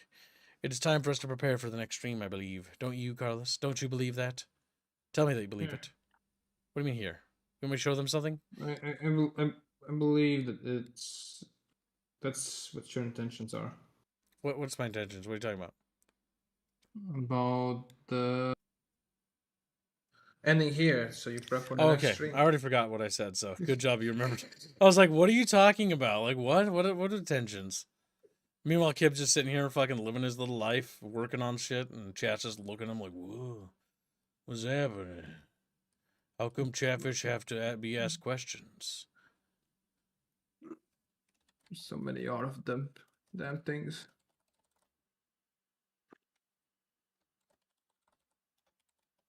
I found them.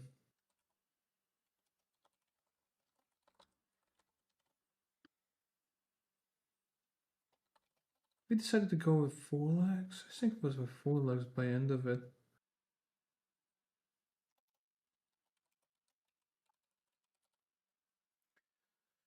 There we go. I was going to stream this for chat as a surprise. Sorry, chat. I should have scheduled this in advance. I thought I did, but I didn't hit the publish button, and which means it broke and I had to reset it up. Chat, remember to like these cool kid streams. That's true. Liking streams helps. Cool kid. But yeah, if you like these little things, you know, we'll do more of them. I mean, I intend to do more of them. I just don't like to do them too many times because I like to let stuff build up. There's a lot of stuff we could still talk about, but I think I should save that for a dedicated stream where we talk about Terrestria instead, because I feel like the Echoes of Second Age should mostly be focused on the actual topic. Oh, for God's sakes, I got the hiccup. Help me, God damn it, please. Oh, no. Okay, I think it's gone. You ever just get the hiccups randomly and then they just go away quick like that? Yeah. Yeah. Curious. What did Chatfish mean by this? They meant that they were chubby and that they couldn't stand existing while being chubby. How do we?